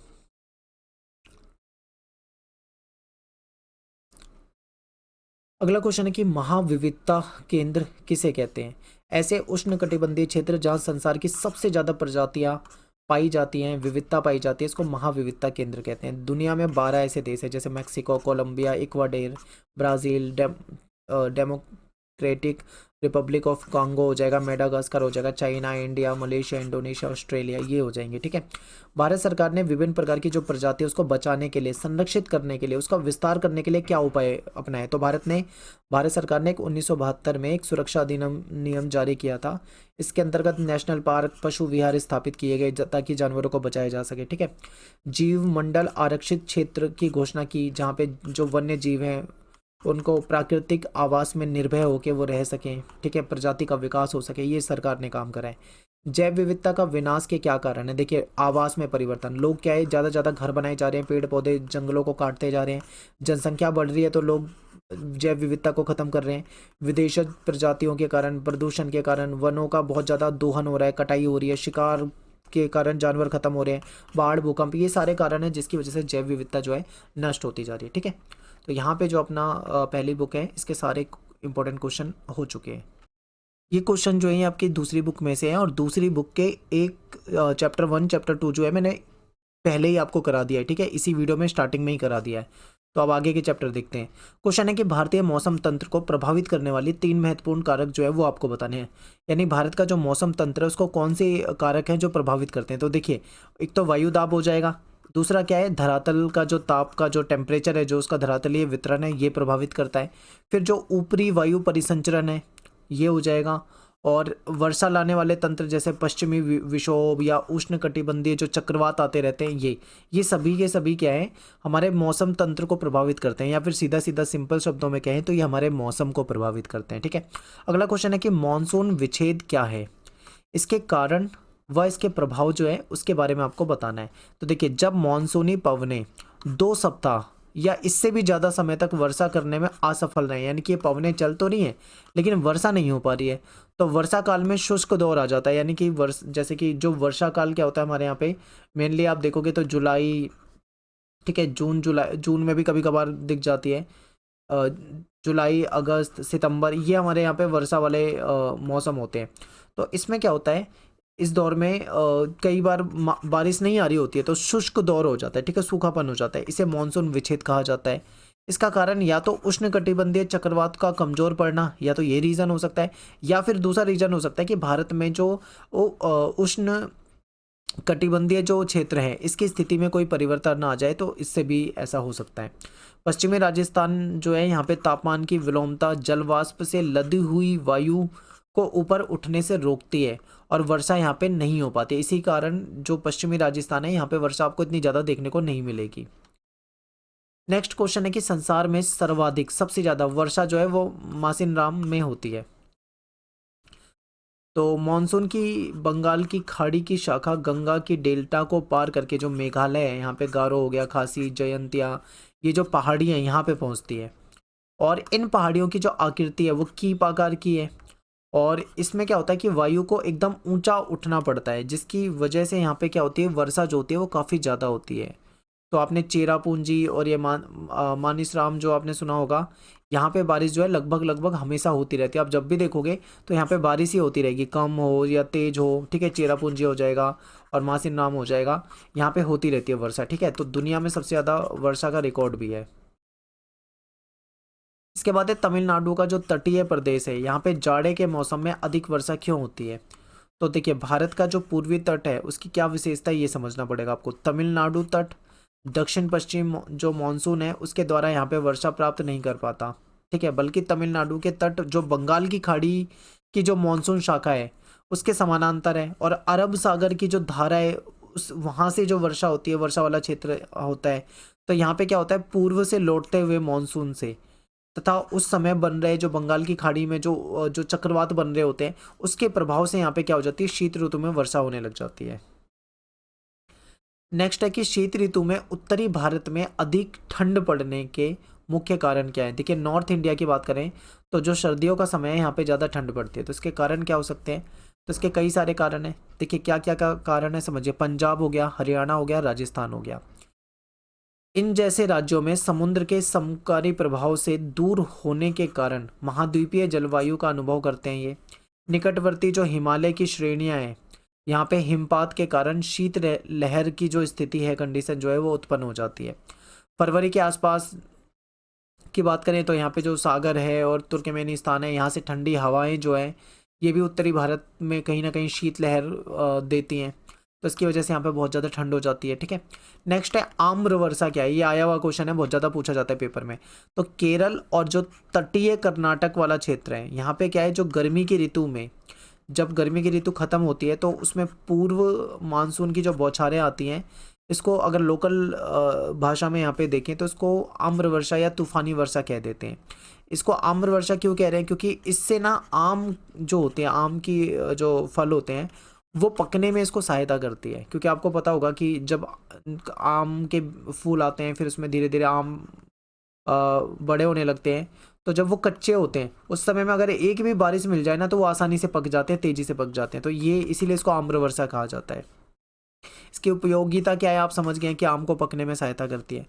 काल वैशाखी पवनों की प्रकृति और इसकी उपयोगिता के बारे में बताना है। देखिए असम और पश्चिम बंगाल, यहाँ पे क्या होता है, बैसाख के महीने में शाम को जो चलने वाली जो भयंकर विनाशकारी वर्षा युक्त पवनें होती हैं, इसी को हम काल वैशाखी पवनों के रूप में जानते हैं। कुख्यात प्रकृति के कारण इन्हें बैसाख के महीने में आने वाली जो तबाही के नाम से भी जाना जाता है, क्योंकि इससे काफ़ी ज़्यादा नुकसान भी हो जाता है। चाय, पटसन, चावल के लिए ये उपयोगी है। नेक्स्ट है कि प्राकृतिक वनस्पति जो होती है वो किसे कहते हैं। उष्णकटिबंधीय सदा हरित वन किस प्रकार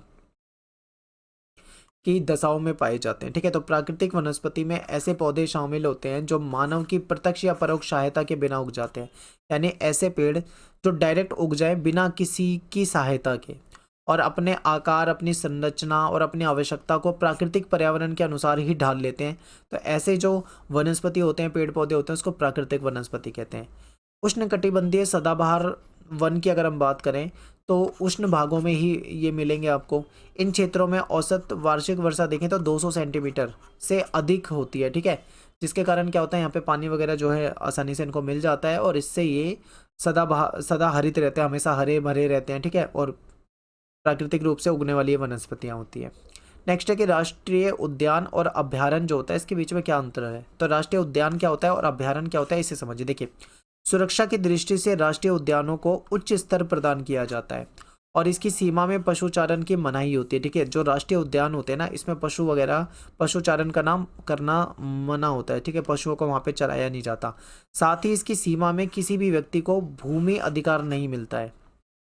जो भूमि होती है वो राष्ट्रीय उद्यान की होती है। ठीक है, सरकारी भूमि होती है, वहाँ पे किसी अन्य व्यक्ति को निजी भूमि वगैरह नहीं मिलेगी। यहाँ पे अभ्यारण्य की बात करते हैं तो इसमें क्या होता है, कम सुरक्षा के प्रावधान होते हैं। इसमें वन जीवों की सुरक्षा के साथ साथ नियंत्रित मानवीय गतिविधियों की भी अनुमति होती है, यानी कि मानव अपनी गतिविधियां भी कर सकता है, वहाँ पे वन्य जीव भी रह सकते हैं। ठीक है, इसमें किसी अच्छे कार्य के लिए भूमि का उपयोग हो सकता है।